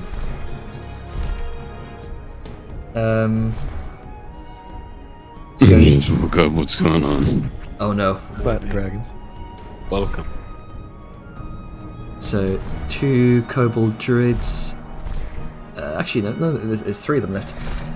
They're all looking towards you, Liska, who's now taken the ire of their demigod. All going to unleash their last charge of heat metal. It's fine. Do it. I do also want to say Mhm. that technically heat metal doesn't stack with itself unless you're targeting, I guess, different things. Because someone can't be under the effect of the same spell. Yes. That is true. So one of them is going to use the last charge of heat metal on you for 7 points of fire damage. What is it? My armor, I'm guessing. Yes, your mithril armor. And the second druid is going to cast another heat metal on you, Vellum. I'm back just in time to be heat metal. Yes, targeting your breastplate again for 6 points of fire damage. And the last druid is going to use its last charge of heat metal on Arngrim's breastplate. What a fool. Oh no. I'm resistant. The 14 points of fire damage, I believe you are resistant, so 7. Oh shit, Balthazar. Hello. Yeah, there you go. Hello, I just woke up. I can't sleep anymore. In the dragon's mouth again. So, remember to join Sirenscape if you're Oh, yeah. if you're I guess I'm here. still up to playing. Janner. Fucking. Yeah. Janner. It is time now. Yeah, it is time. I've just noticed now. Okay, so I don't think I'm up to playing. I think this is a... no. You stop mid-session once again. Yeah, this chaotic scene unfurling here. Vellum in the dragon's mouth, having just been plummeted from the dragon's mouth. Liska having just felled the dragon from the sky. Arngrim taking care of these kobolds, these green-skins, and Scion hiding under a branch. And Grunker attempting to batter this Sorask shaman. No. You stop that. Yeah, we'll leave this chaotic scene where it is. I'll leave open the turn order until next time.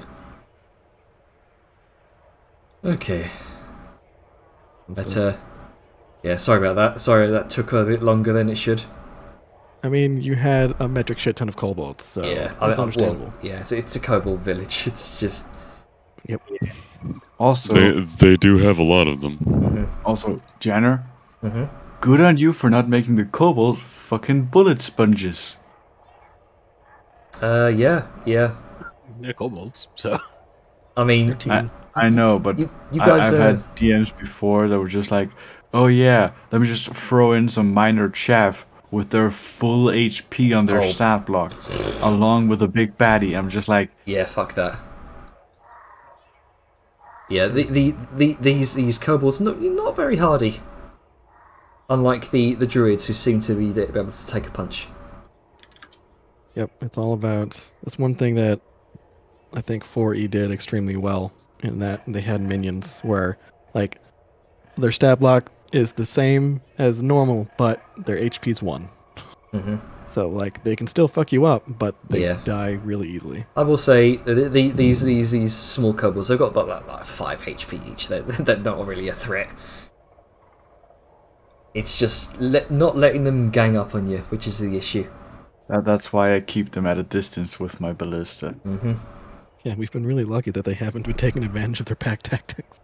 Yeah, I mean, you scared them so much that they want to keep a distance for now. But now with the presence of their demigod, they might be a bit bolder to get near people who aren't directly being assailed by the green dragon. Blinding them if they get too close. Mm-hmm. Demigod, and then the group's demigod, who's just as big as the dragon. Yeah. Yeah, it's me. Yeah, that's true. Yeah. It's me. So what did I miss? But did some sneaking. So we arrived at Kobold Town. They were putting meat into a hole, presumably where the dragon was, and they were like feeding him.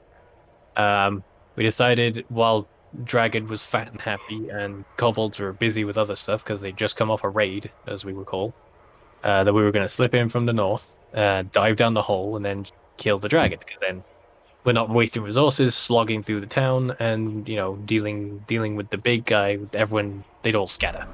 That was the plan. So we arrive. We make plans to sort of rush the hole.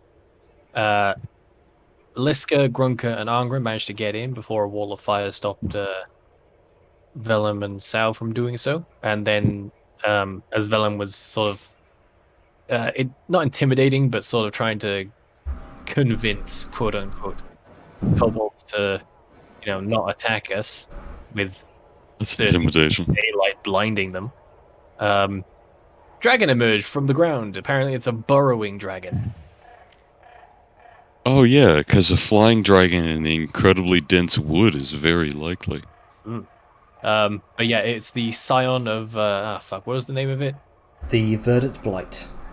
Scion of the Verdant Blight. Yep. So it's Oh, that's bad. another Verdivang. yeah. Verdivang, the Verdant Blight. Yeah, you know about that technically, since Dishar did tell you about her. But yes, it exploded, hurled its breath weapon at Vellum and Zhao. Since Liska and Co were still underground, Vellum goaded its attention, yeeted a crit javelin at it, which only further increased its ire. And then it sort of swooped down and picked me up, then just off fighting in the sky while Kobold cheered and threw rocks. You're very lucky it did not burrow with you. It did not burrow with me. Right. That would be an instant kill. Yeah, then Liska, Grunka went back and came back up the hole while Liska and Angra followed the tunnel that the dragon had dug. So they emerged as well. And then you arrived just as Liska managed to drag it out of the sky. Because I was basically living off 10p for a while. I also want to say, throughout all that, I think we're on round 4, so this is 20 seconds in. Mm-hmm. So. Oh boy. So yeah, a lot of shit has happened. Yeah. Oh, thank. What? Also, Atlas. I want you to check share, because this happened. Oh yes, I forgot about the masterful stealth of Grunka. Yeah. We wanted to get a better look in the hole, so Liska yoked Grunka up to a higher tree. And there's a platform leading over to it. So he was climbing underneath the platform to get a better look, and then got spotted, and poor Kobold. Yeah, Using a tactical strike angry goblin that's vomiting dirt. I tried to land on him, I failed my roll, I landed in front of him, and I was like, nah, I'm just gonna intimidate him. And he rolled. And he just... it was fun. I can hear that picture. Yeah. Just as it just suffers. Yeah. Mental anguish. Yeah. So I'm going to stop recording and streaming in 3, That's smart. 2, 1.